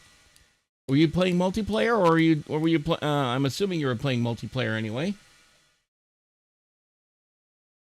course, nice. Yeah, because that's one of the games that tends to play best with multiplayer. I guess the only time you play single player is when you like learning the controls and learning the ropes and all that cool jazz. I need to get my Switch back and going real soon. Yeah, it's the big event. Oh, yes. I know that they do it like several times a year, I think. Because, yeah. I know they do that. One of my friends who streams primarily on YouTube does a lot of these a lot of the time, especially when there's an event going on. So yeah, I'll have to play with it. Actually, there's an entire story campaign for all the Splatoon games. Okay. I guess I'm gonna have to start messing with it then. Also, amazing story DLC. Oh yeah, I think I remember hearing about DLC dropping recently for Splatoon 3. So, anyway, yeah, thanks for bringing your community over to mine to say hi and chill out and watch me falter around this game, because given what I've seen of Stanley Parable, it looked like it appealed to my sense of humor, especially when, like I was saying, even though one of us said that really doesn't have much of a fourth wall, but yeah, basically, I'm trying to do whatever I can to see what other kind of stuff that's happening. So anyway, yeah, I love Stanley Parable. It's such a classic. Yeah, that's and on top of that, I also didn't know this until recently, but it originally started life as just a freebie source mod that you could get if you had Half-Life, Left 4 Dead 2, or any of the other source game. You could probably even use it straight in the source engine that you can download. on Steam, and then just load the content in there and run it fire it up. But yeah, thank you so much for coming on by. And if you gotta go get something to eat, go chill out, relax. Don't let me detain you. Although you're certainly welcome to certainly welcome to sit in or lurk or what have you. And thank you so much for, like I said, bringing your community to come and meet me and hang with my community. So anyway, I've experienced a couple of the endings, including the developer commentary ending. Ooh, I don't recognize this now. Wait a minute, left door. When Stanley came to a set of 2 open doors, he entered the door on his left. I do gotta rest, but I hope you have the lovely rest of the stream and enjoy the game. Yeah, it's been fun thus far. There was not a single person here either. Feeling a wave of disbelief, Stanley decided to go up to his boss's office. Coming to a staircase, Stanley walked upstairs to his boss's office.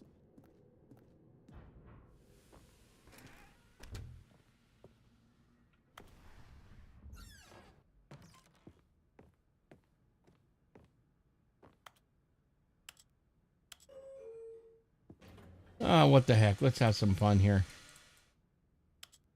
Going down, because why not?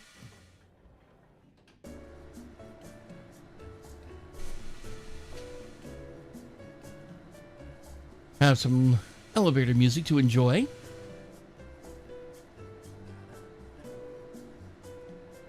And of course, there's probably stuff saying there's some not so nice things being said about me.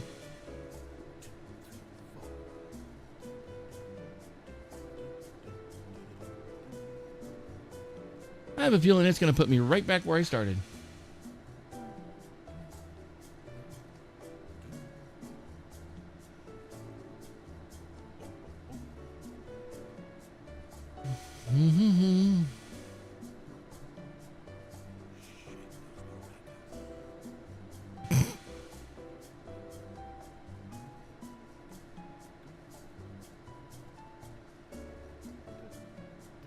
Okay.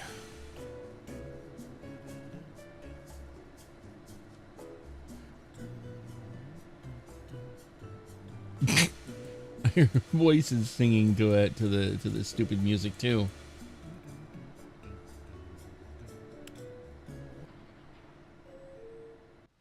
Oh, I wonder. Yep, same place as before.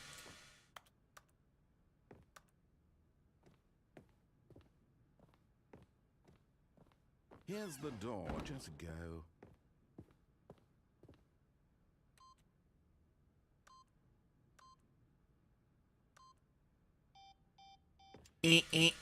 Nope.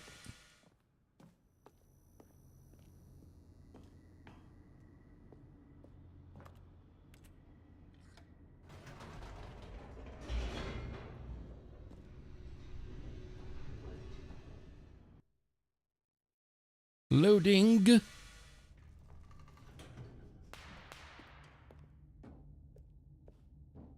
Stanley walked straight ahead through the large door that read Mind Control Facility.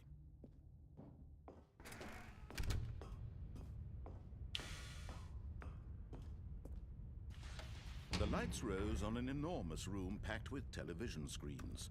What horrible secret did this place hold? Stanley thought to himself. Did he have the strength to find out? Yeah. We know how this is gonna end. No, seriously, we disabled it. I was trying to use the jump control. Now, Damn, they're having lots of fun with these achievements. each bore the number of an employee in the building, Stanley's co-workers. The lives of so many individuals reduced to images on a screen, and Stanley, one of them, eternally monitored in this place where freedom meant nothing.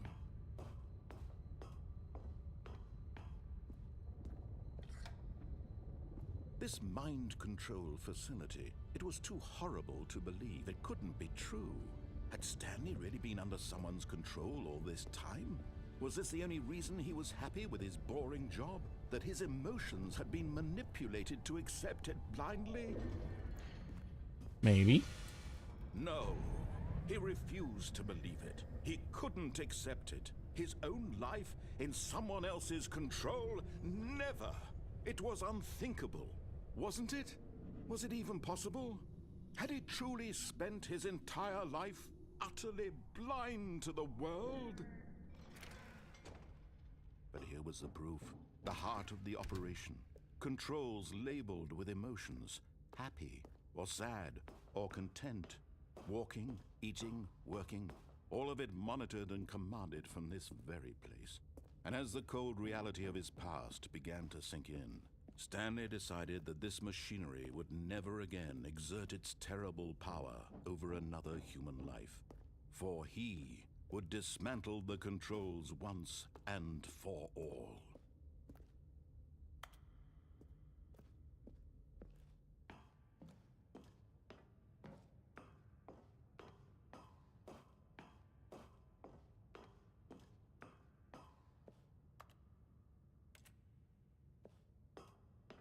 Oh, sheesh. You could tell me there's some way I can destroy things without having to turn it on or off or what have you.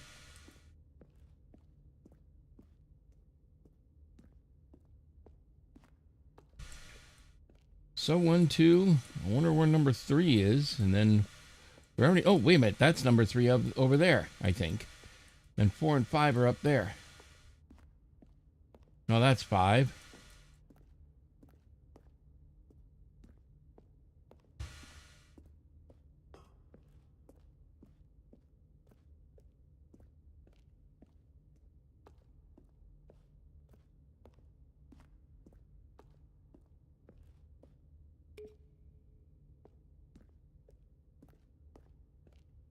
That's where 3 is. Okay.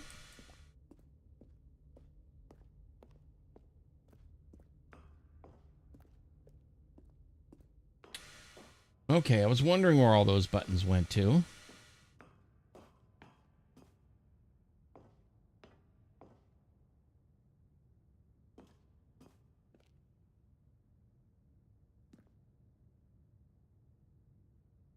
Hang on a sec here. I'm going to take a look at this here.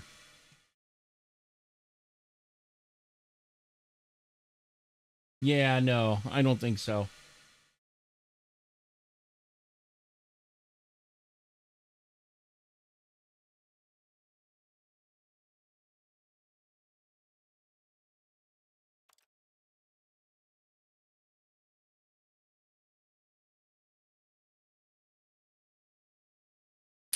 I need to do something real quick here.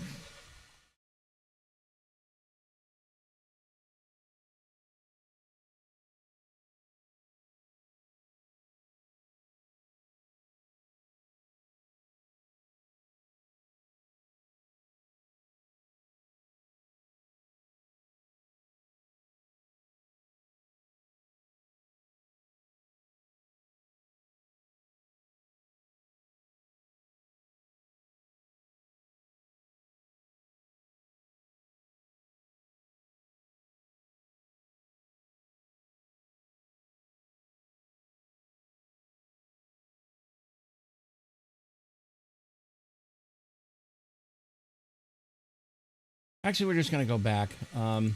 Everything did exactly what it's supposed to do, so we're good. Begin the game again. You know what? Let's resume the game. Oh, Stanley, you didn't just activate the controls, did you? After they Yes, kept you I did. enslaved all these years, you go and you try to take control of the machine for yourself. Is that what you wanted? Control? Yes.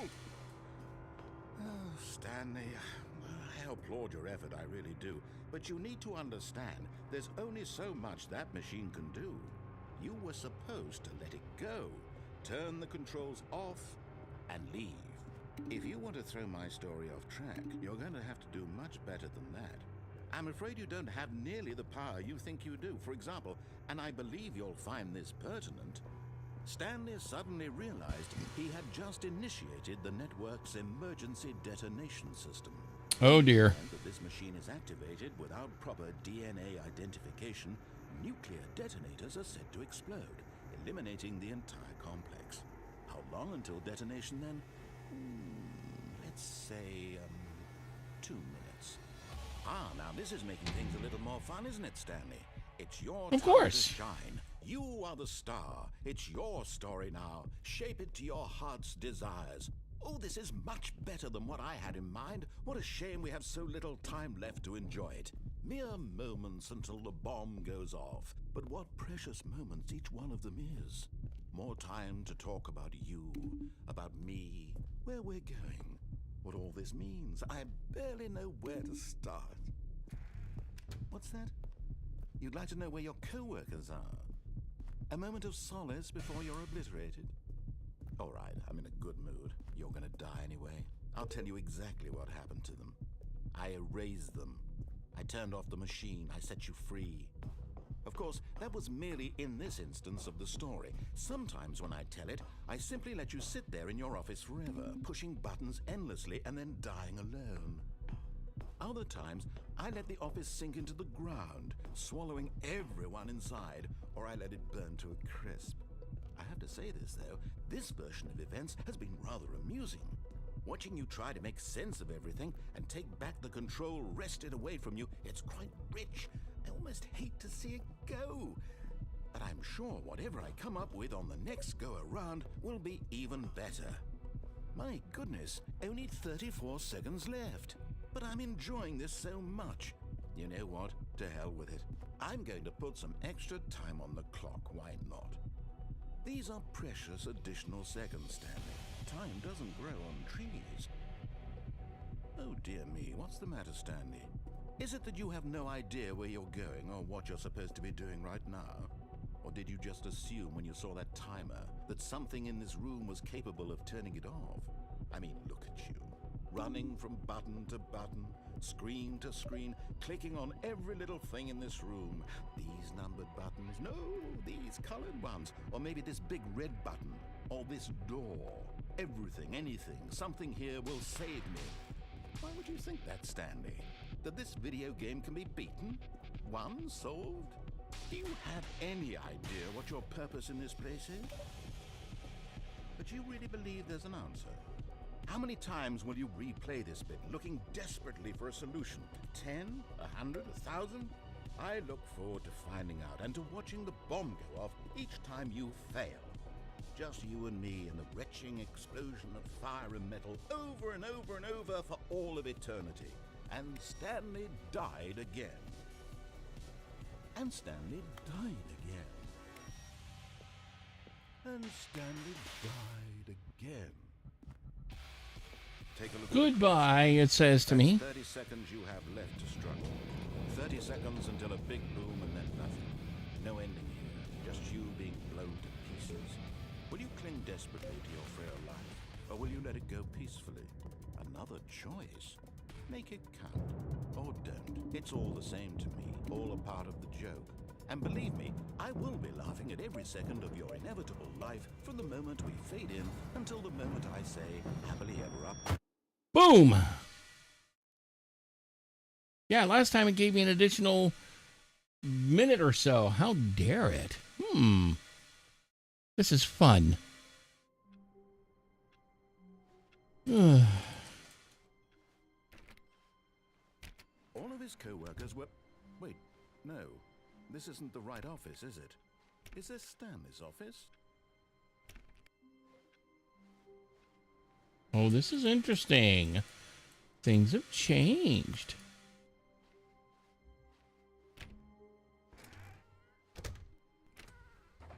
Oh.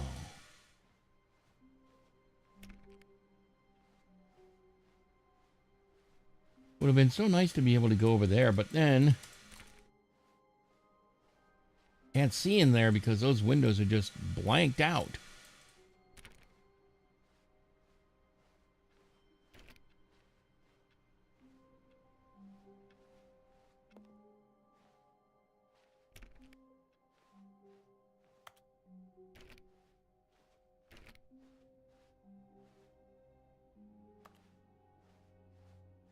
When Stanley came to a set of 2 open doors, he entered the door on his left.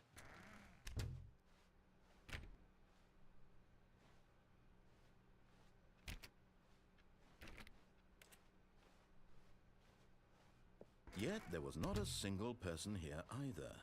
Feeling a wave of disbelief, Stanley decided to go up to his boss's office, hoping he might find an answer there. Let's see. Things, money. Violet James, you are fired. Money, more money. Things, but with money to buy more things? Graphs about things and money. Bi-quarterly post review.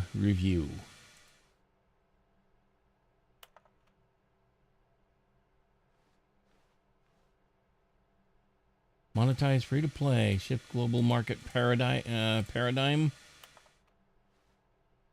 Yeah, paradigms must be shifted. What have we got here? Into the broom closet, but there was nothing here, so he turned around and got back on track. Shut up.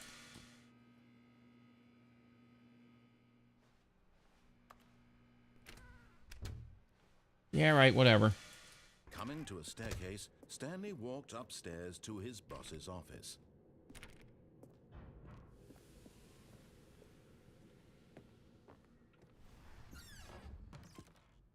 Ooh, pretty. I get the feeling money's for stealing. But not yours, of course. Say, that's a lovely purse. Okay. Whatever. What if that changes? Extreme pet. Oh, God. Why?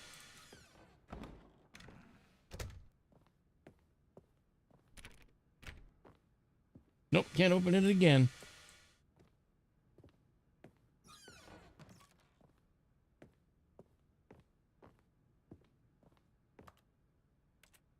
Doors monthly. I like that.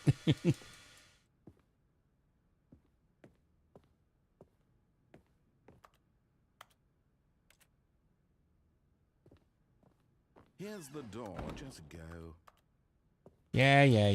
Just let me poke around, okay? Find some new ways to break the game, because why the heck not? You already tried to break my machine earlier, so yeah.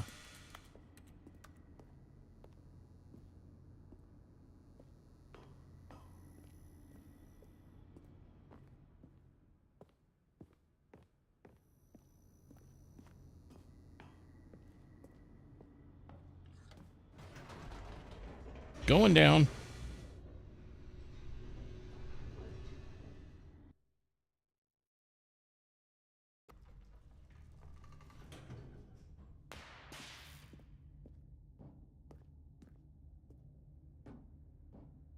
Stanley walked straight ahead through the large door that read Mind Control Facility.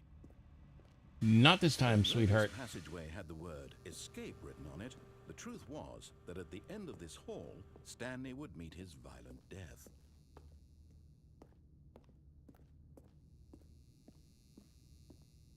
The door behind him was not shut. Stanley still had every opportunity to turn around and get back on track. At this point, Stanley was making a conscious, concerted effort to walk forward and willingly confront his death.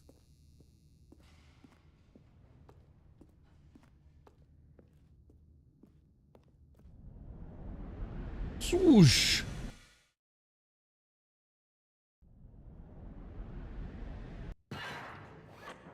Tunk. As the machine whirred into motion and Stanley was inched closer and closer to his demise, he reflected that his life had been of no consequence whatsoever. Stanley can't see the bigger picture. He doesn't know the real story, trapped forever in his narrow vision of what this world is. Perhaps his death was of no great loss, like plucking the eyeballs from a blind man. And so he resigned and willingly accepted this violent end to his brief and shallow life. Farewell, Stanley.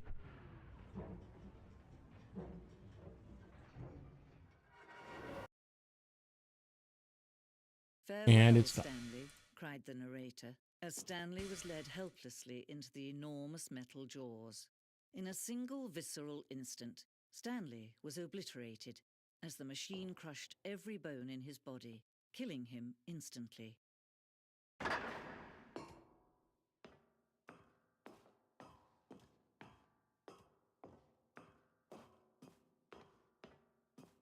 And of course, back to the...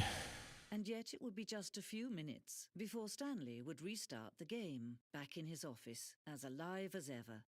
What exactly did the narrator think he was going to accomplish? When every path you can walk has been created for you long in advance, death becomes meaningless, making life the same. Do you see now? Do you see that Stanley was already dead from the moment he hit start? Well, let's go the other way. Yeah, that's right. That's the boss's office. Did we ever go this way? I don't think we did. The lounge.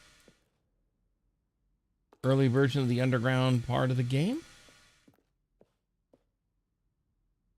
Narration outtakes.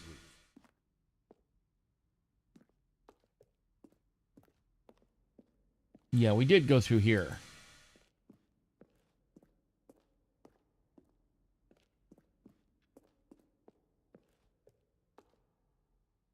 It was the very first incarnation of the freedom ending in the game's alpha. Okay. Countdown disc. One of the discs from the early version of the countdown ending.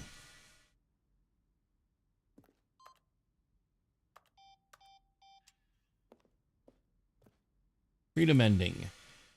This is the freedom ending as it existed in the beta. Monitor room elevator. For a time, the elevator in the monitor room would go up and down, with freedom above and countdown below. We'd abandon this when players found it too difficult to remember what was up and what was down, and place the two things together instead.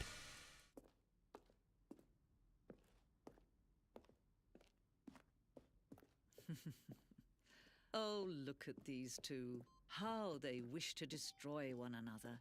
How they wish to control one another. How they both wish to be free. Game level design mock-up. This is the level that William, the level designer, sent to Davey, the writer, as a kind of an audition piece. The strength of this level that got William hired to design the full game. Though much of the environment has changed, the basic layout of this from this mock-up is still in the game.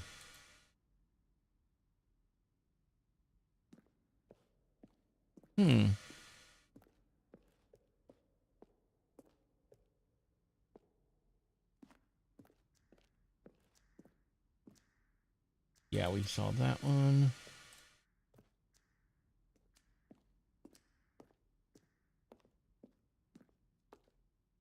Meeting room.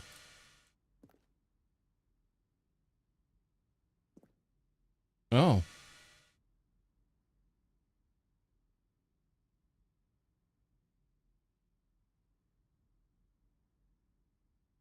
Oh boy, this might be spoilerific.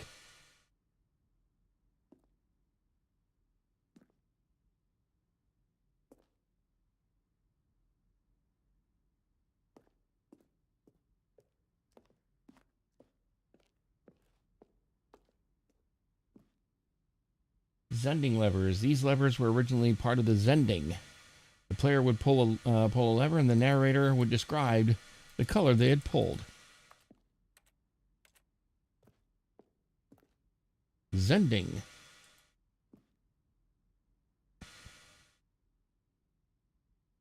This screenshot depicts an early version of the ending known as the Zending, which was eventually cut and merged with another part of the game. Okay. Zending model. The Zending model went through many iterations. This room represents the fourth version of the ending, and we thought it was complete, but decided to abandon and change it again shortly before launch.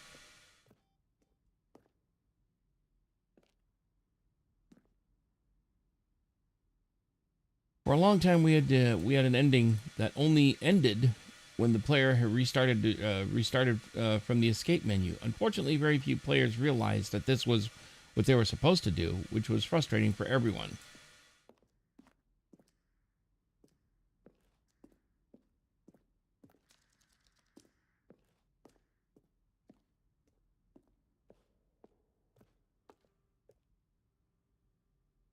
Final warning, there's a skeleton inside of you. There are more skeletons. Ooh. Oh.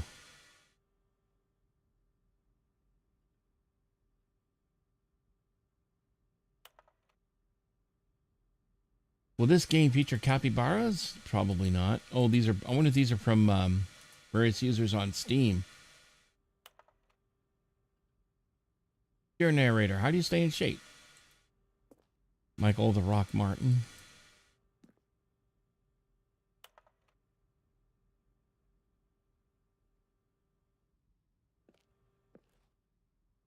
Narrator emails. After the second trailer we sent out, we asked people to email the narrator for questions. While we had initially planned to use these further promotional materials, we never found the perfect use for them. Here are a selection of those emails.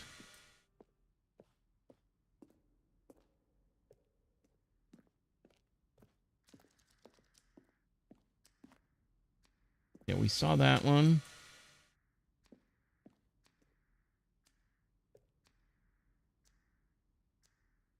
Oh, okay. I think I've seen just about everything I can see in this whole place, and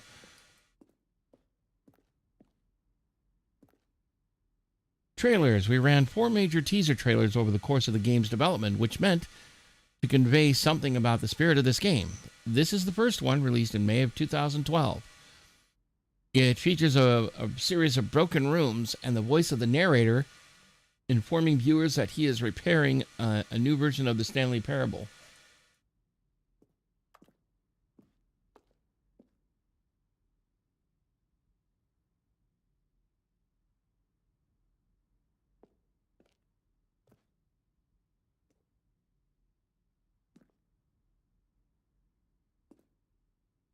Oh.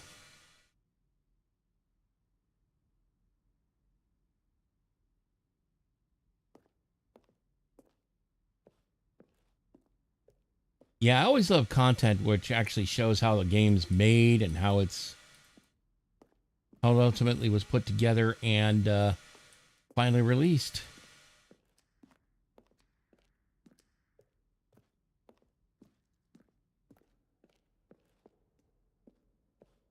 Whoa, hello.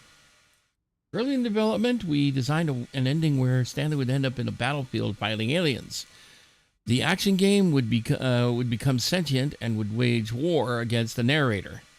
We realized shortly after starting to build it that it was far too jokey and on the nose for this tone of the game. Plus, some people interpreted it as making fun of the game who like shooters, which was not our intention.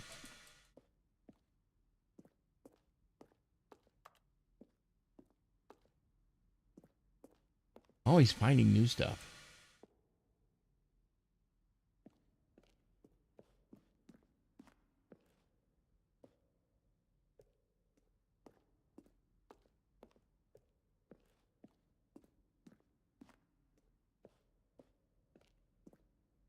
Filing cabinets. Oh, let's see.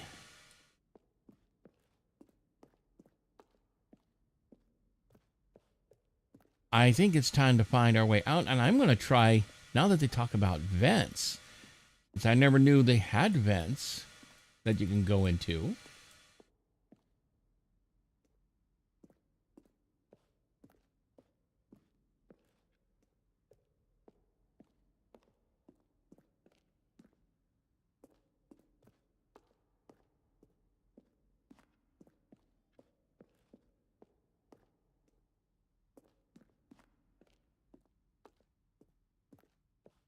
All right, let's go.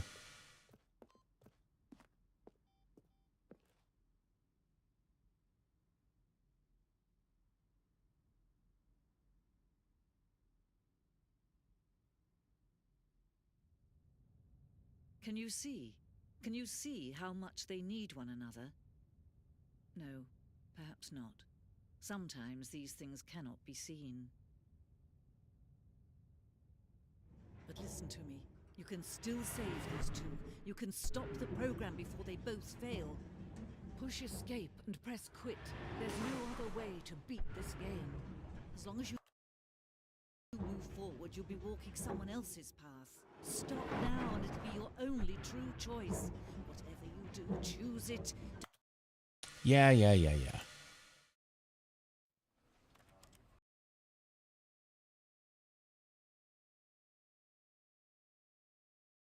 This is the story.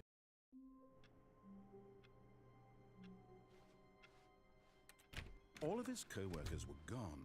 What could it mean? Stanley decided to go to the meeting room. Perhaps he had simply missed a memo.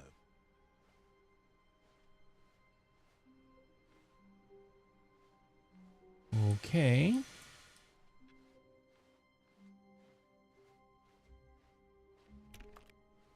When Stanley came to a set of 2 open doors, he entered the door on his left. Now the fun part comes. Let's see if we can play Gordon Freeman. Not a single person here either. Feeling a wave of disbelief, Stanley decided to go up to his boss's office. Hoping he coming to a staircase, Stanley walked upstairs to his boss's office. But Stanley just couldn't do it. He considered the possibility of facing his boss. Admitting he had left his post during work hours, he might be fired for that.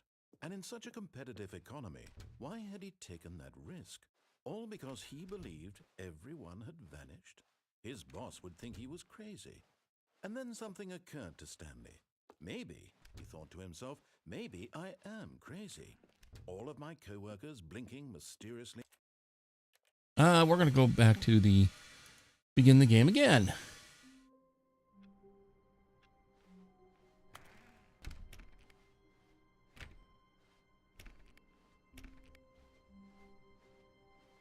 When Stanley came to a set of 2 open doors, he entered the door on his left.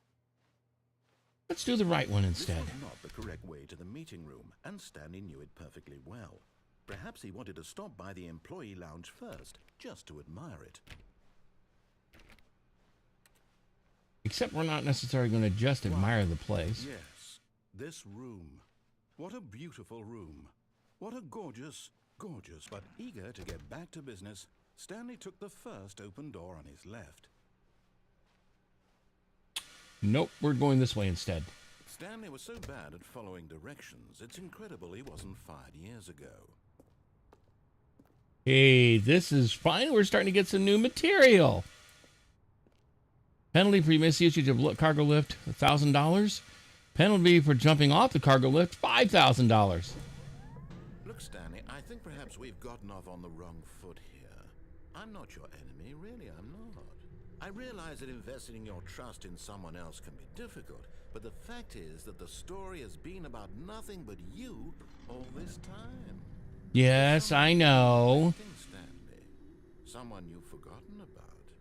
Please, stop trying to make every decision by yourself. Now, But it's I'm not fun. asking for me, I'm asking for her. This is it, Stanley. Your chance to redeem yourself, to put your work aside, to let her back into your life. She's been waiting. Holy cow, it got dark in here. That's her, Stanley. Yellow.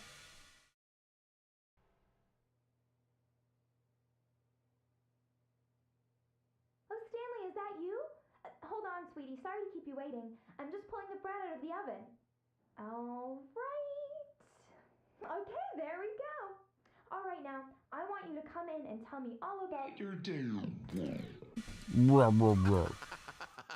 Gotcha. Oh, come on.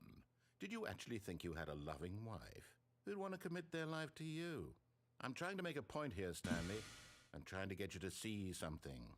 Come inside. Let me show you what's really going on here. All right. This is a very sad story about the death of a man named Stanley. Stanley is quite a boring fellow. He has a job that demands nothing of him, and every button that he pushes is a reminder of the inconsequential nature of his existence. Look at him there, pushing buttons, doing exactly what he's told to do. Now he's pushing a button. Now he's eating lunch. Now He's going home. Now he's coming back to work. One might even feel sorry for him, except that he's chosen this life.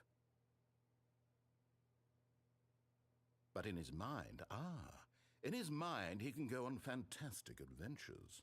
From behind his desk, Stanley dreamed of wild expeditions into the unknown. Pretty soon I'm going to start disobeying him. Lands. It was wonderful.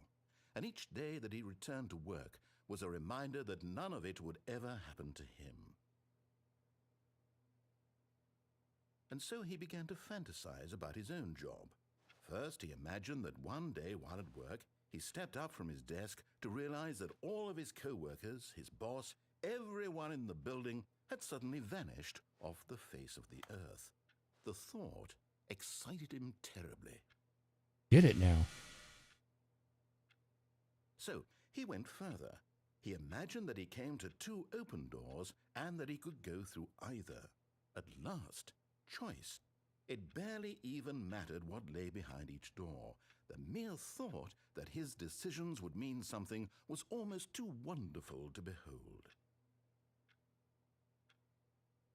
As he wandered through this fantasy world, he began to fill it with many possible paths and destinations.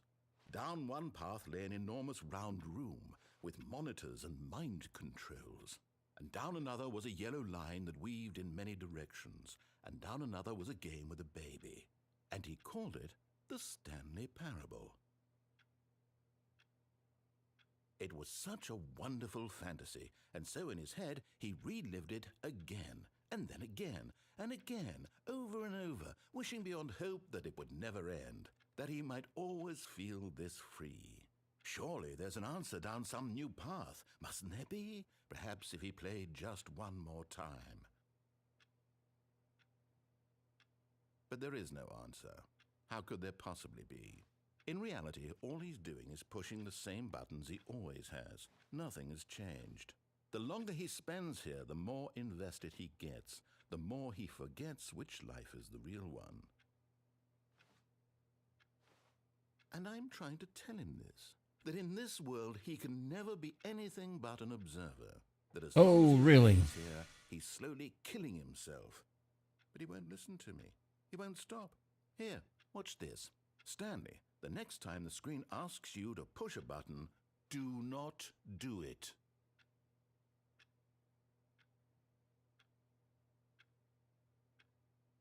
Okay. I am sitting here not doing that.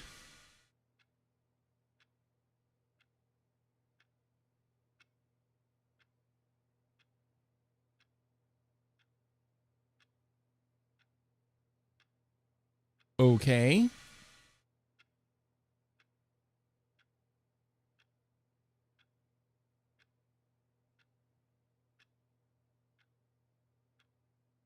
Do-de-do-de-do. I'm probably going to end up hitting it anyway, if for no other reason just to make the thing progress. If it's not going to do anything. Fine. Let's disobey it. You see? Can he just not hear me? How can I tell him in a way that he'll understand that every second he remains here, he's electing to kill himself? How can I get him to see what I see? How can I make him look at himself? I suppose I can't, not in the way I want him to. But I don't make the rules. I simply play to my intended purpose, the same as Stanley. We're not so different, I suppose. I'll try once more to convey all this to him. I'm compelled to. I must. Perhaps, well, maybe this time he'll see. Maybe this time. And I tried again, and Stanley pushed a button. And I tried again, and Stanley pushed a button. And I tried. And guess what? I go poof.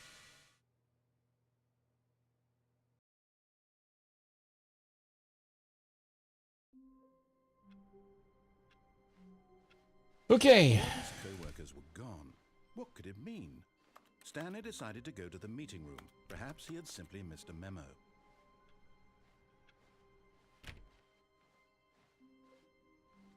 Whoa, new content. New content? What does that mean, new content?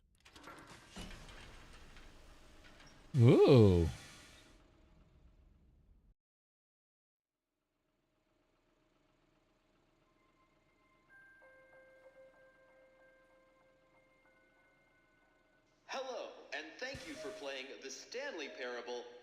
Deluxe. As you may know, the Stanley Parable was a video game released in 2013 on home computers. After receiving critical and commercial success, it was expanded upon in 2022 with the Stanley Parable Ultra Deluxe, a reimagining of the game for consoles and home computers. The Stanley Parable Ultra Deluxe features exciting new content that broadens and expands the world of the Stanley Parable, delighting audiences the world over. Please, step inside and see what thrilling new adventures await in the Stanley Parable Ultra Deluxe. Oh, well, this sounds delightful. I'm very excited to see the thrilling new Ultra Deluxe content. Okay, so far it's an elevator. Nothing special yet, but I'm sure it's just the beginning of a mesmerizing adventure. This should be fun. Is it broken? What's going on here? Should we be moving somewhere or... Oh, there we go. All right, finally, at long last, it's on to the new content. I've never been more ready. Let's do it.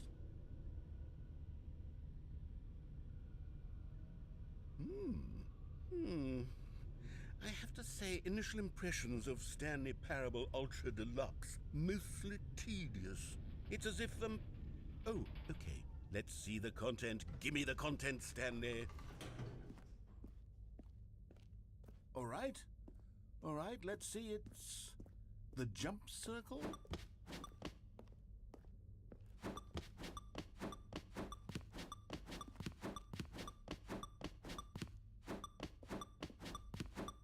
Boing, boing, boing. Let's go do this.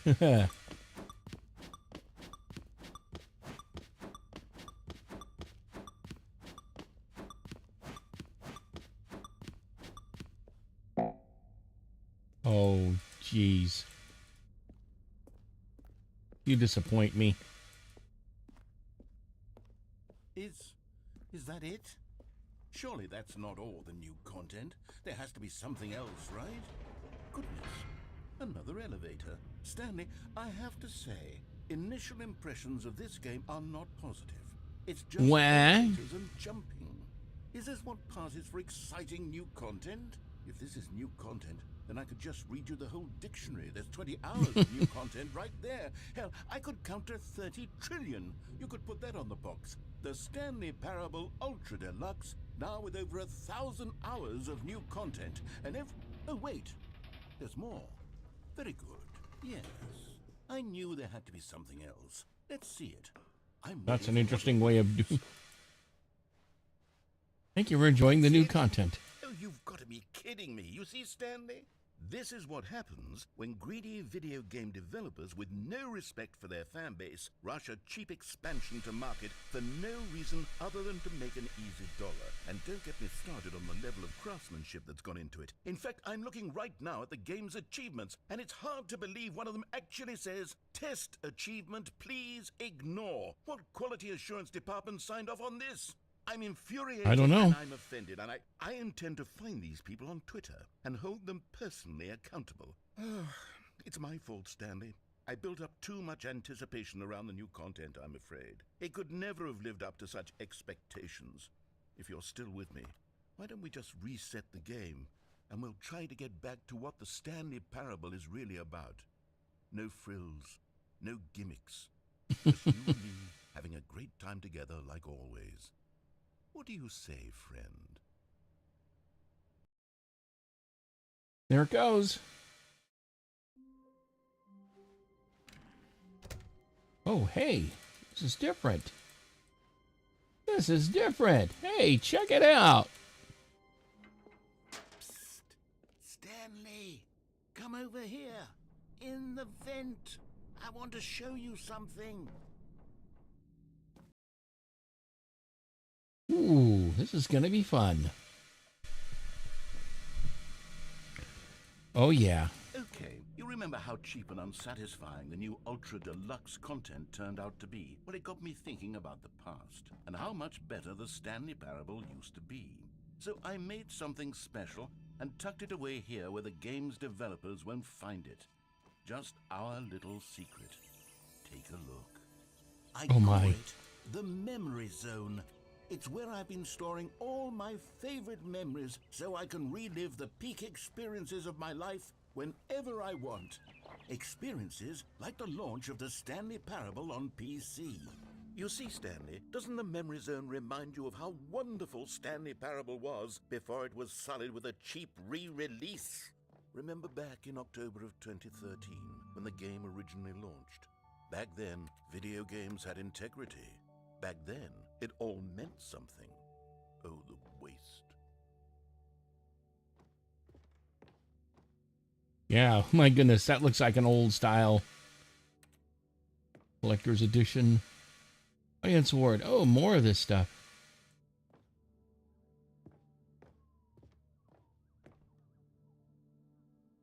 Wow.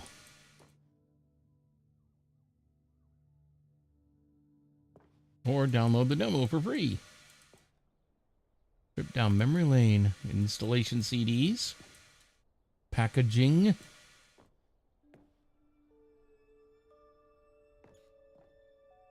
Go outside, don't play for 5 years.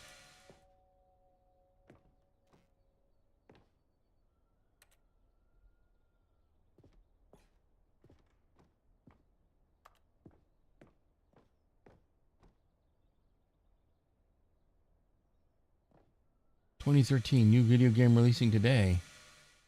I wonder if that's even real. Oh, a BAFTA.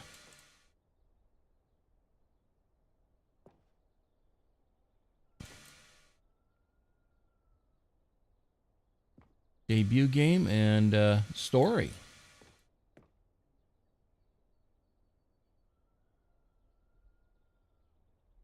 "2013. Loving memory, Little Stanley." Okay.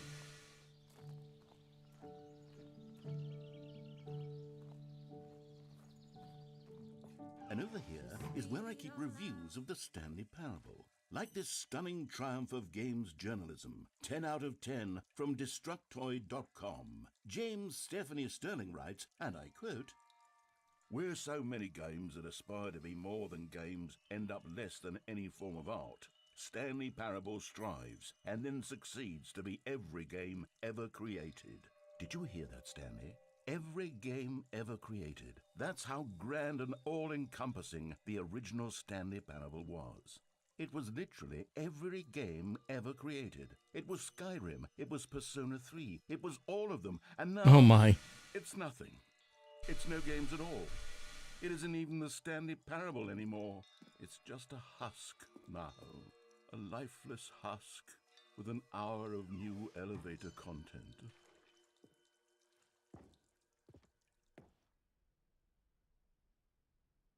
The tasteful nostalgic. It was good. I like that. What is that? Minecraft? Yeah.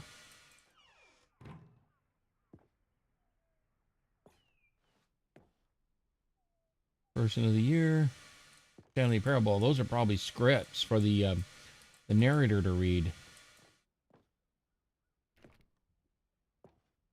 Yeah, I guess we won't go down there. Instead, we'll go this way.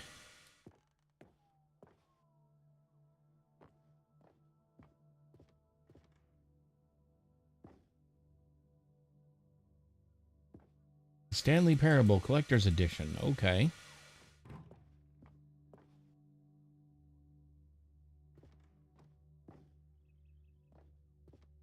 Oh, let's see. What do we have over here?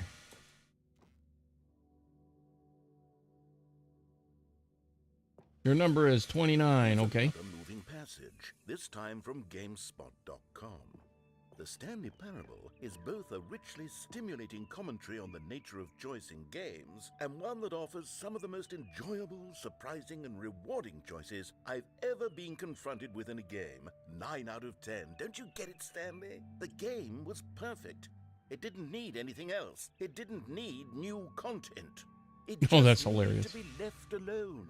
To spend the rest of time collecting dust in the hallowed hall of beloved video game memories.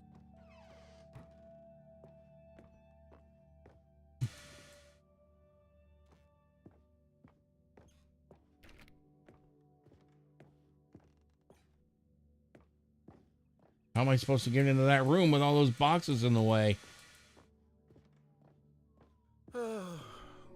These were simpler times, Stanley. What I wouldn't give to go back. Ooh. All over again. Wait, hang on. I don't recall this part of the memory zone before. What's this? What's down here? Oh no. Oh God, no. Stanley, it's a collection of reviews from Steam, the online video game distributor. I haven't looked at these in years. I can't even imagine what's been collecting down here. Surely Oh, these reviews geez. were glowing as well, weren't they? Honestly, I could not be bothered to play this game to full completion. The narrator is obnoxious and unfunny, with his humor and dialogue proving to be more irritating than entertaining. Unfunny! I'm not trying to be funny. I'm trying to make a serious work of art.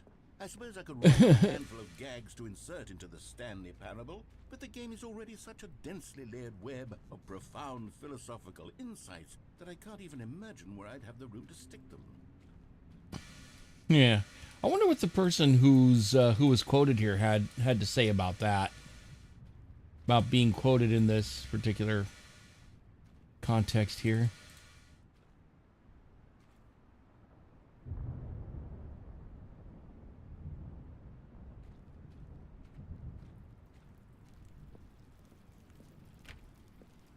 Not just the game itself, but it's very, very meta. Okay, let's see what this one says. While the idea for the game is good, for someone who prefers non-linear games, this preachiness gets annoying fast. Preachy? Stanley? I'm not preachy, am I? You can tell me if I'm preachy. Honestly, you can. Oh, goodness. This is actually quite shocking for me. I always, well, to be honest, I had always thought of the game's dialogue as being rather terse to begin with. You can't know how much fluff I cut from the game to get it to feel as light and airy as it... Well, I always thought it did, but maybe it wasn't. Dear, what an awful memory to have to hold on to. These Oh dear. marks are my otherwise unimpeachable track record. I feel like a failure, like I let these people down. Perhaps the Stanley Parable isn't quite as sterling as I always remembered. Let's see about this one. You constantly have to stop doing anything so the narrator can catch up with his long-winded explanations of what's happening. I wish there was a skip button. A skip button? Well, yes. Yes, I think we can do that. If I'm truly too preachy, then maybe letting you skip ahead for just a moment, surely it couldn't hurt. Not if it means we can strike these negative reviews from the record. Only positive reviews of the Stanley Parable. That's Oh my gosh, what's going on? always been my motto. I'd do anything for the customer, Stanley. Yes, a skip button we shall have.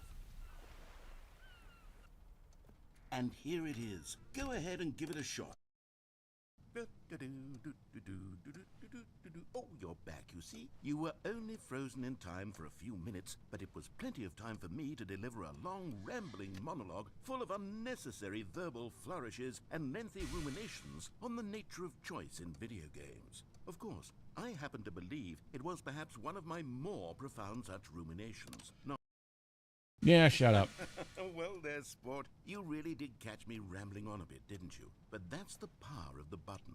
The minute I start to go off on a thoughtless display of self-absorption, it's... Okay, welcome back, Stanley. Now, I should say that the amount of time the button has been skipping through is becoming longer and longer. That last one was, well, I want to say maybe 30, 45 minutes? Stanley, What? please don't push the button again. It's been 12 hours. You've just been frozen there. I don't know why the skips are getting longer, but they're really, truly getting... Oh, Stanley, you're back. You're back. Oh, my goodness. I have someone to talk to again. Oh goodness. Stanley, Wilted. in a week. Or 2 weeks. Oh God, now what? Oh, hello. It's you. You're here again. Welcome. I have had time to think about you and about us and about everything we've been through. I've had so much time, I stopped keeping track after a year. After a year?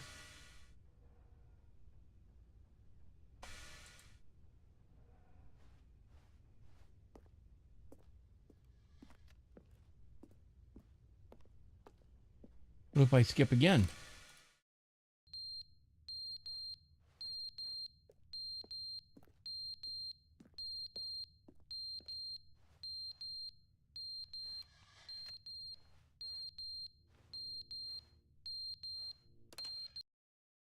But they didn't understand the game was never meant to be funny. It was meant to have a point. It was meant to speak to the human condition. But where are the jokes? Where are the jokes? They bemoan, they scream. This is why they make one shouldn't make a button that skips. Us. It wasn't enough. They had to leave a pathetic little thumbs down review.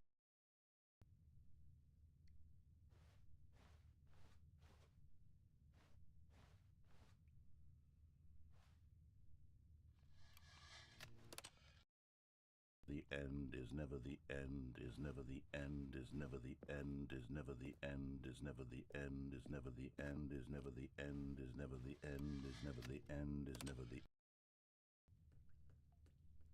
Goodness, how long has it been now, I wonder? Who knows?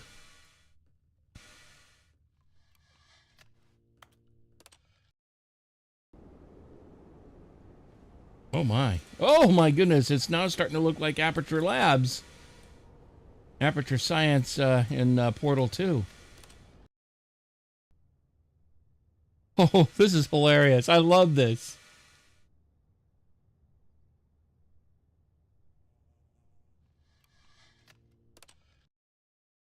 Let's skip again. Oh my. Yep, nature's starting to reclaim this whole place. Just like in Portal 2. Chirpy, chirpy.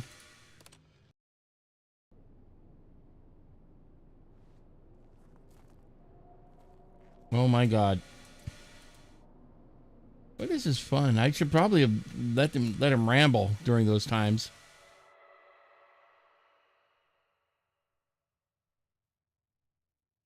This is too much fun.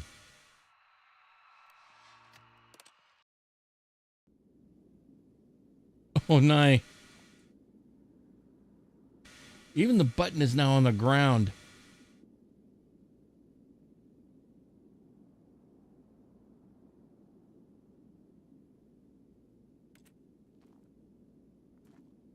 Oh my God. The ground is no longer level. I love it. Oh, look at this.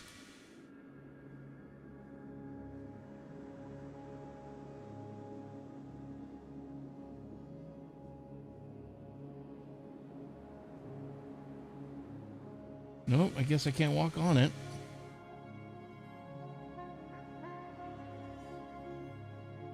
Wow.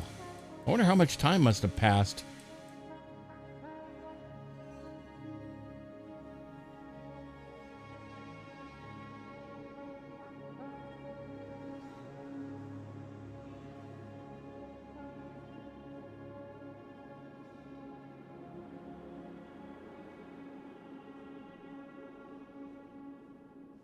Well, you gave me the ability to make a lot of decisions, and it just went blank, and now back to the top. All of his co-workers were gone. What could it mean? Stanley decided to go to the meeting room. Perhaps he had simply missed a memo.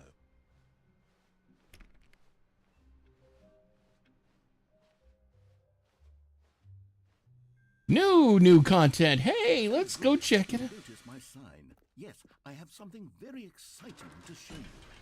Oh, let's go take a look.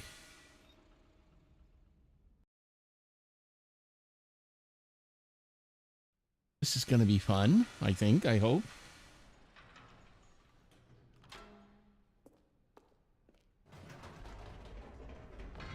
You see, Stanley, I've been reflecting on the Stanley Parable and about how roundly disappointing this ultra-deluxe version has turned out to be. The original Stanley Parable was a landmark, and any new content for it should live up to that legacy. So Except it has. Ultra-deluxe nonsense, I say we take it one step even further. Which is why I'm very proud to announce for the first time ever, the Stanley Parable 2. Yeah, I think it actually came up. I think it actually is a thing. Yes, you see, isn't this far superior to a measly re-release with a few minor additions? Think of all the new territory will come Taste the with sequel. a fully fledged sequel. An entirely new experience, built from the ground up. Why, there are so many possibilities. It could go in so many different directions. This is what fans have truly been asking for.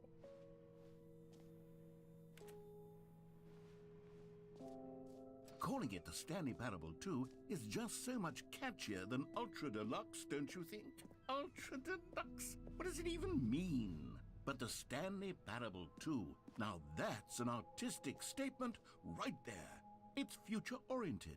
It screams progress and innovation and long-term franchising potential.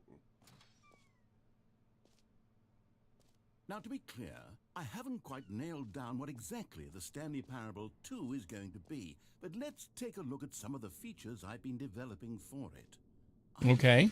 That if I can loosely organize a handful of interesting concepts, that surely the game will sort of naturally spring up around them. It'll all work itself out. Game development is much more of a fuzzy magic than anything scientific or logical, really. New content. Yay. I like that.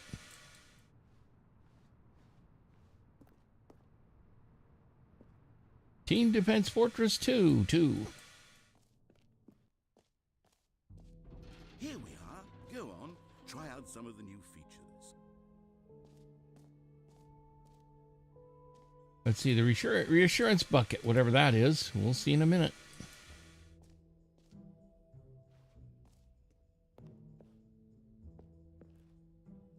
A common complaint of the Stanley Parable was that it was confusing and paradoxical, that it engendered a chaotic sense of reckless despair in those who played it. Well, I'm happy to say that after much consideration, I've engineered a clever solution to this fundamental problem with the game.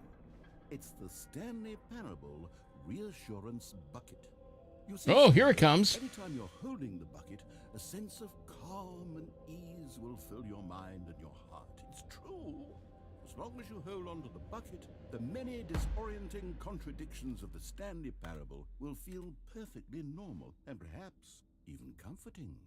You may even come to long for the gentle embrace of jarring cognitive dissonance while the bucket is in your arms. And to be honest, it's a much more convenient solution for me than actually redesigning the game to be less uncomfortable.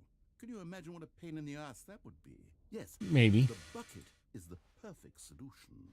Come on, give it a try. Can you feel it? The glow of comfort, even in the face of crushing despair, must already be sweeping through your body. And in fact, can I say that I do believe the bucket lends you an air of charisma as well? I think that just holding it has made you the slightest bit more attractive as a person. Oh, gee, The thanks. benefits of the bucket seem to go on and on, don't they? All this and more await you in the Stanley Parable 2.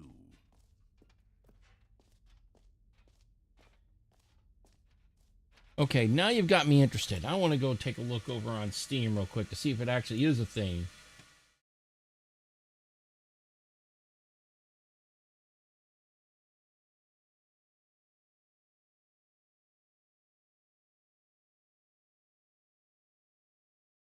Wait a minute. What's this?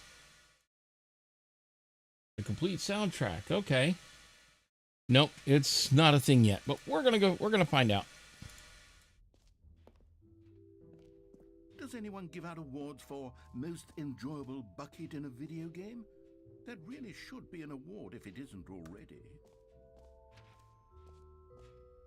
This is just downright silly meta right now. Okay, I'll be honest, I haven't yet decided on this one. I think that in the new version, the office could use a bit of decoration, like balloons. But I'm undecided on Get Well Someday and Happy 12th Birthday. Which would you go with? You know, sometimes when you solicit another person's opinion, it makes you realize that you knew which one you actually really wanted all along. Happy 12th birthday, step-niece, it is. Sheesh, whatever. Oh, and now that's actually open. Maybe I should have gone with... No, I've made my decision. We're moving on. Free new and easy achievement. I can't believe it's that simple. Get it here. Get yours now. Pull the lever, receive your new achievement, no more steps. It just works. Get yours right now. So I think I shall. Now here's something special. Oh no. Remember that broken test achievement that got left in the game on accident? Well, I'm developing a technology to simply give you the achievement. Yes, you see, you'll come to this lever, and when you pull it, the achievement will be given to you. It's as simple as that. Okay, perhaps I should have clarified. This is technology that will exist. Right now, the achievement is still fully broken. I'm not a wizard, Stanley, but I guarantee it will be fixed in the sequel to at last satisfy the hordes of ravenous fans all over the world who have been uproariously demanding this feature. Gamers, we hear you, and I promise it will happen.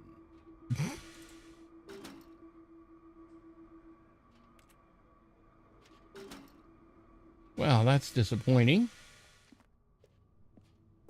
Love how it's just a back room as opposed to something that's like more a presentation area. What else? What other exhibits haven't we seen yet? You know what? Let's bring the jump circle back for Stanley Parable 2 as well. It's a... Oh, wait.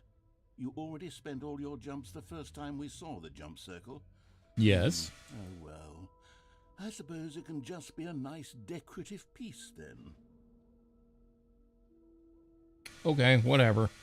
I guess had I had anything still left, it would have actually given me the ability to do more jumping. Whatever. Infinite hole, whatever that means.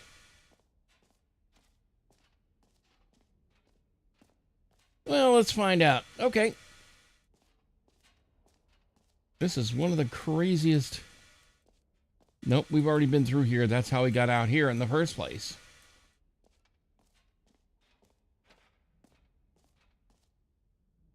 This is... Oh, yeah. Time depth. Time like infinity. Distant future. Distant space-time.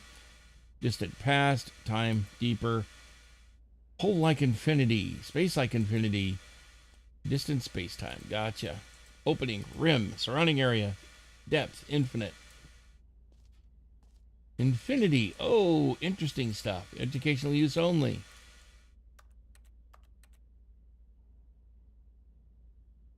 Oh gosh. Hole, more hole, infinity, falling, depth, space, huh? Science, more. Okay, then. It just keeps going and going and going. Stanley, here's an idea that I'm truly fond of. It's never been done before in a video game. This is, in fact, a hole that you can fall down forever. That's right. Infinite falling. You can fall until the end of time, if you like. A stunning leap forward for video games as a medium. Well, let's give it a try. Whee! You see, isn't it wonderful? One of my more ingenious concoctions, if I do say so. Now then, since you've gotten to see the infinite hole, you can press the teleport button to pop back up to the top, and we can continue onward. Let's go down for a little more. Now, I don't mean great. Now, I'm very excited to show you even more of my ideas for the sequel. I'm gonna go fall down it just so I can do it. Okay, and I guess we're back in the hole now. Did you really need to see it again? I don't know Yes. what else there is to say, Stanley. It's an infinite hole. It's exactly what you're doing right now, but forever. There really Ooh, the are shepherd's so tone. many other fascinating exhibits that I prepared for you. I really spent quite a lot of time on all this, and I would very much like to show you some more of them. How about we go ahead and press that teleport button again so we can get back to what's really important about... Oh, so much for infinity holes. Well, this is rather embarrassing, Stanley. I'll be honest with you. I truly did not believe that anyone would actually stay in the hole long enough to hit the bottom. Yes, I know, I told you the hole was infinite, but come on. Who actually wants to fall forever? The hole was plenty deep. It was more than deep enough, in my opinion. Maybe it's you who likes falling too much. Maybe you're the problem. Look, things got a little heated. Oh, my goodness. Said some things we didn't mean. Why don't we just put all this behind us and agree to just call the hole mostly infinite? If that works for you, then go ahead and press the teleport button to warp up to the top of the hole and we can move on. I'll just be up here when you're ready. I'm going to pause that for a sec. I need to put Steam in the background so I can see some of my software over here. There we go. Resume the game.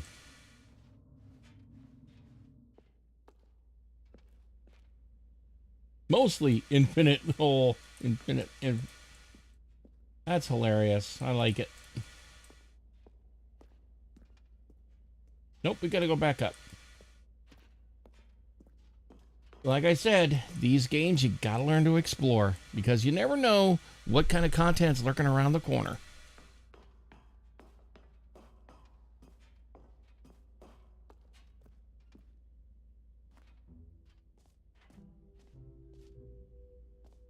Hole, more hole. And if that don't work, use more hole. Oh, wait a minute, that's NG.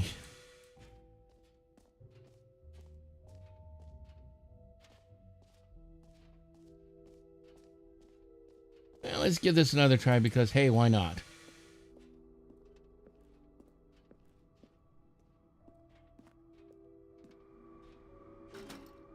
Nope, still busted.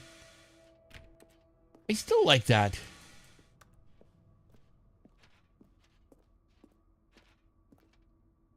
Nope. Can't go that way. Ooh, pallet jack. I see plenty of those at work all the time and use them quite frequently too. Nope, can't go there. Well, that's the hole.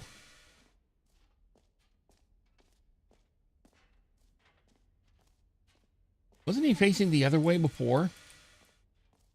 Collectibles. You can find them, you can find them, you can find them, you can find them, you can find them. Ah, collectibles. Now it's a real video game. In the Stanley Parable 2, you'll run around gathering up these miniature Stanley figurines. And what's truly innovative is that there will be no reward for collecting all of them. I don't want to stifle the intrinsic joy of watching a number go up. You simply collect all of them, and then you move the hell on with your unremarkable life. Got it. 1 of 6. Gotta collect them all. Can you find them? Can you find them? That's what it is. It's can you find them? Excuse me. God, it really is the worst when you collect everything in a video game and then they give you a big fancy reward for it. Absolutely tragic. Aww.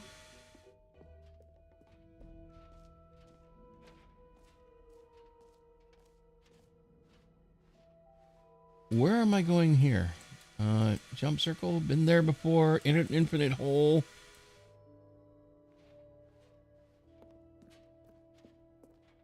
Let's say we go hit the exit with our bucket in hand. All right. Have you seen everything you wanted to? Ready to move on now? Hell yeah.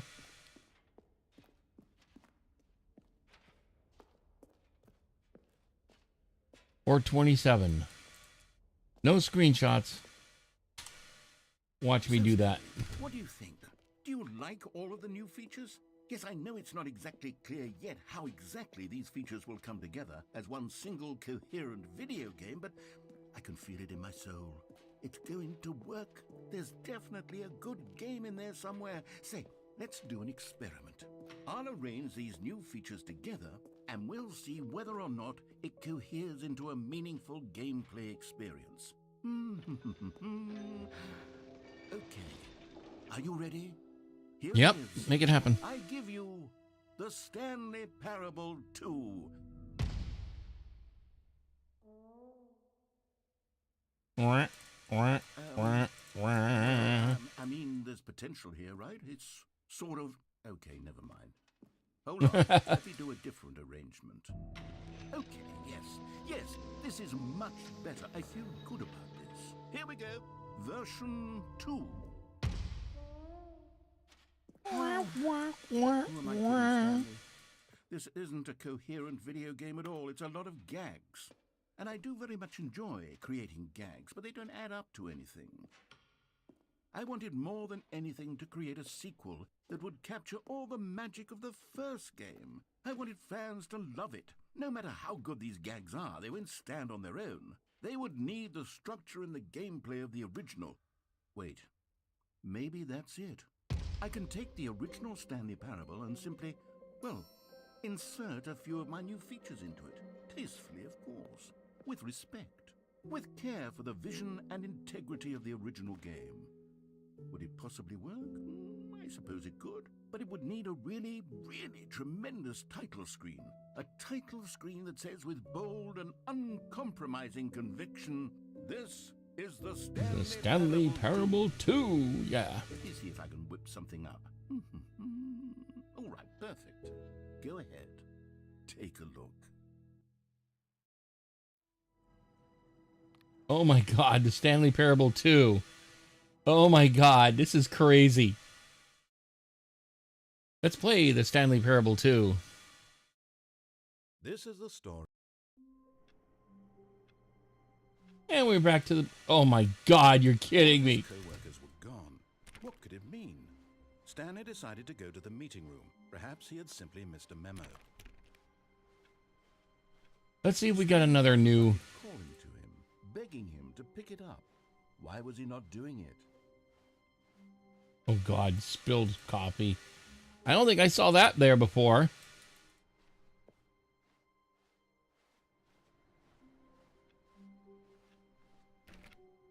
Well, shoot.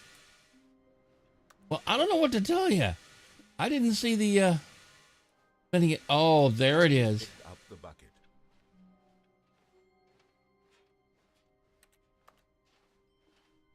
Stanley clutched the bucket tightly to his chest and entered the door on his left.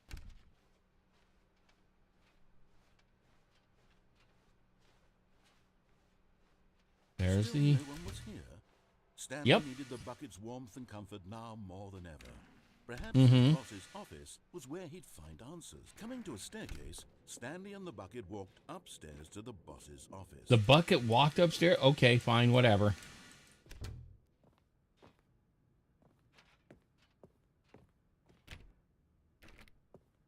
Oh, I can't get in there anymore. Aw. Can't open that door? I can still go to the room without a view. Oh, hello. One of the miniature Stanley figurines. Remember, no reward for collecting all of these. Only the maybe an achievement. Pleasure of a job well done. You can't buy that sort of happiness, Stanley. God knows I've tried. So, I implore you to savor each and every moment you come across one of these beautiful figurines. Okay, fine. Whatever. Let's go.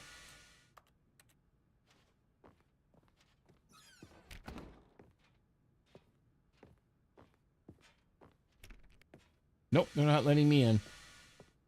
Oh, hey. Into his manager's office, Stanley was once again stunned to discover not an indication of any human life. Crushed by the weight of this revelation, Stanley may have broken down into an emotional dumpster fire, if not for the soothing presence of the bucket. No, jeez. Now, in his darkest of hours, did the bucket's warmth and guiding light pierce the dark clouds of confusion and chaos. It would be with him always. The bucket would, and he knew it. The two of them were inseparable.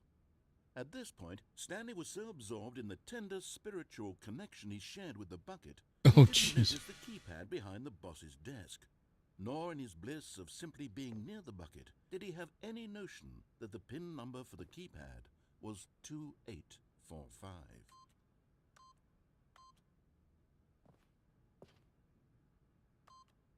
But Stanley guessed the correct code by sheer luck. Was it that the bucket knew all along? Was the bucket guiding him? Yes, this is certainly the most logical explanation. Another miniature Stanley figurine. This, There really must be a snappier name for these things. What about mini stands? Stand what about Stanlerines? Yes, I think I like that. Another Stanlerine under your belt. Yeah.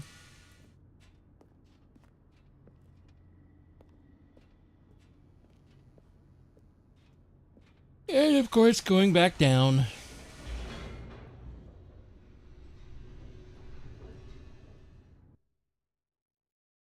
Loading. The elevator raced downward, plummeting towards an unknown fate. It would be all Stanley could do to keep himself together, if not for the bucket. Soothing him, comforting him, reassuring that in this darkest moment of uncertainty, he would be all right. The bucket is here for you, Stanley. Everything will be fine. Oh, jeez. Stanley and the bucket walked straight ahead through the large door that read, Mind Control Facility. Let's see what we get this time, now that we have the bucket with us. The lights rose on an enormous room packed with television screens. What horrible secret did this place hold? Stanley and the bucket both wondered to themselves. Well, okay. Let's see what the bucket has to do. I don't think the bucket's doing any helping at all. The monitors jumped to life, and Stanley nearly dropped the bucket in shock. Everyone in the office was being videotaped, monitored like guinea pigs. The bucket had never seen anything like this, and it very nearly burst into tears as Stanley cradled it gently, reassuring it that everything would be fine. Everything will be fine, my dear bucket. Everything will be just fine. Was the bucket under the mind control facility's influence as well? Had the bucket been told to do things it didn't wish to do? What kinds of things does a bucket want to do or not want to do in the first place?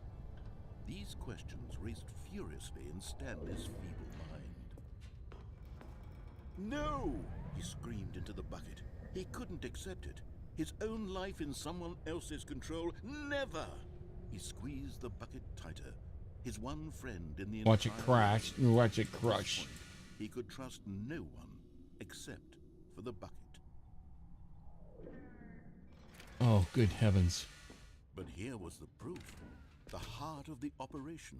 Controls labeled with emotions. Happy, or sad, or content.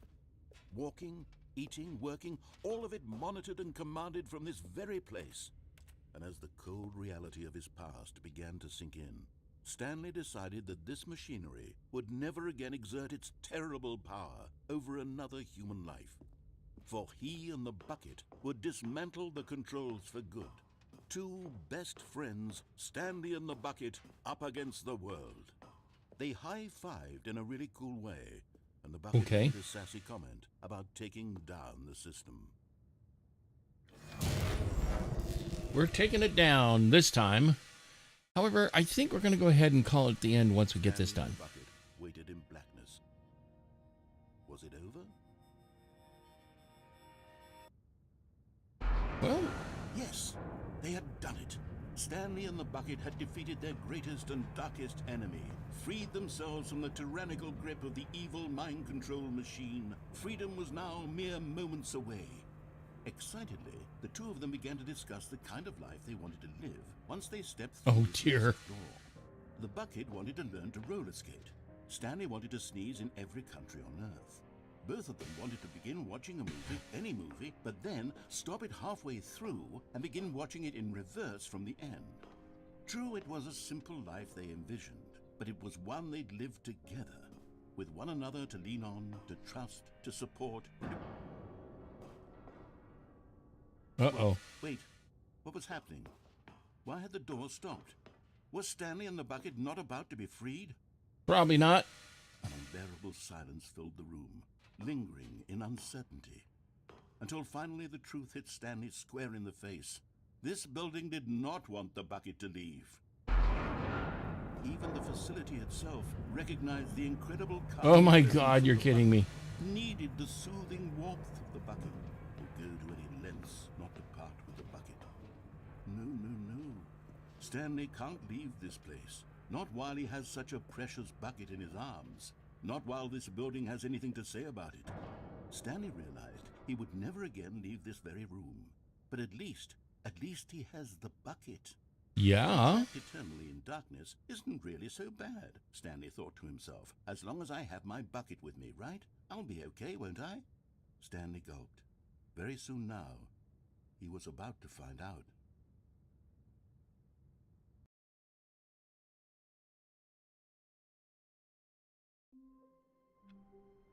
Okay. I think we will go ahead and go back to the menu here. Oh, goodness. Back to, it's actually called Stanley Parable 2. So let's go ahead and head back to the main window here. Yeah, I actually did a bit of essentially the thing that I did the other night was also a bit of a debugging run, because one of the things that happened is that the music didn't stop, but that was a setting that was easily fixed in the player, because I moved a lot of stuff to the 5th machine now. Basically Sammy and like I said, I have the regular Stream Deck hooked up to it, and again I'm trying to decide whether I'm going to use Elgato software with various plugins, or use BitFocus Companion to do all the communicating with the various installations of OBS Studio. But in any event, I'd also like to, and on top of that, it can also talk to, by way of Elgato software, to Sammy. Anyway, I'd like to say thank you so much for joining me, especially been watching all the way up until this point. So anyway, let me see whom we can go check out over on Twitch, whom we might be able to raid. All right, let's see. See who we got.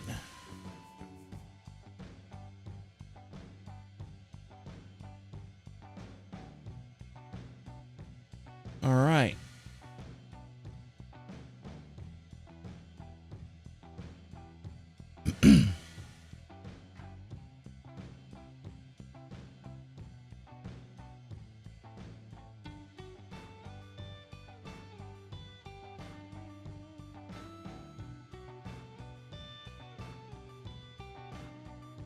Let's see whom we might go drop in and say hi to.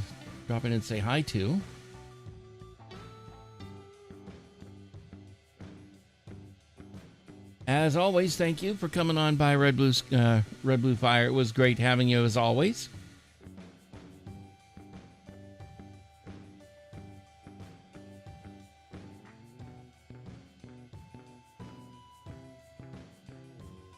Let's see here, and hopefully the 10 gig E switch wasn't too noisy, and wasn't being too noisy with the with me talking on here. Even though I didn't exactly speak a whole lot, I let the game do all the speaking for us, because my God, it had lots to say. Okay.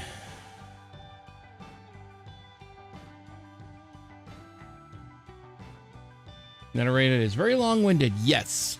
No disagreement there.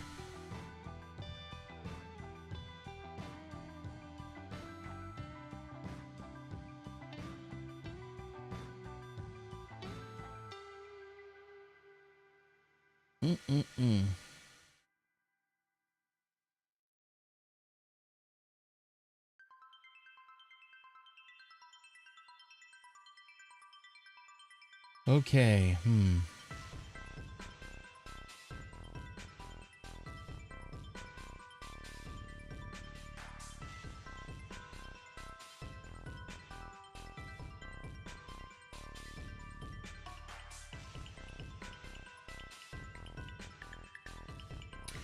I think we might check in on Rochi, who is playing Hades right now. Let's see. Hang on a sec. I'm trying to... There it is. See how she's doing. Oh, yeah, she's about an hour into it. Not too bad. Go close this out real quick here. Shoot. Close tab. Okay. So let's see if she'll actually let me raid.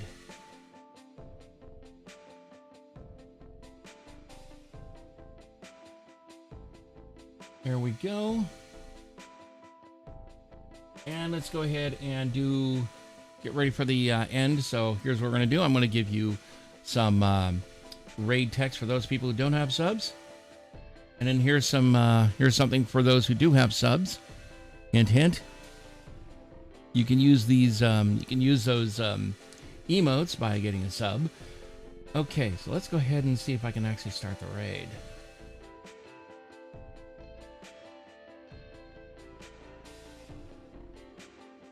Is it letting me?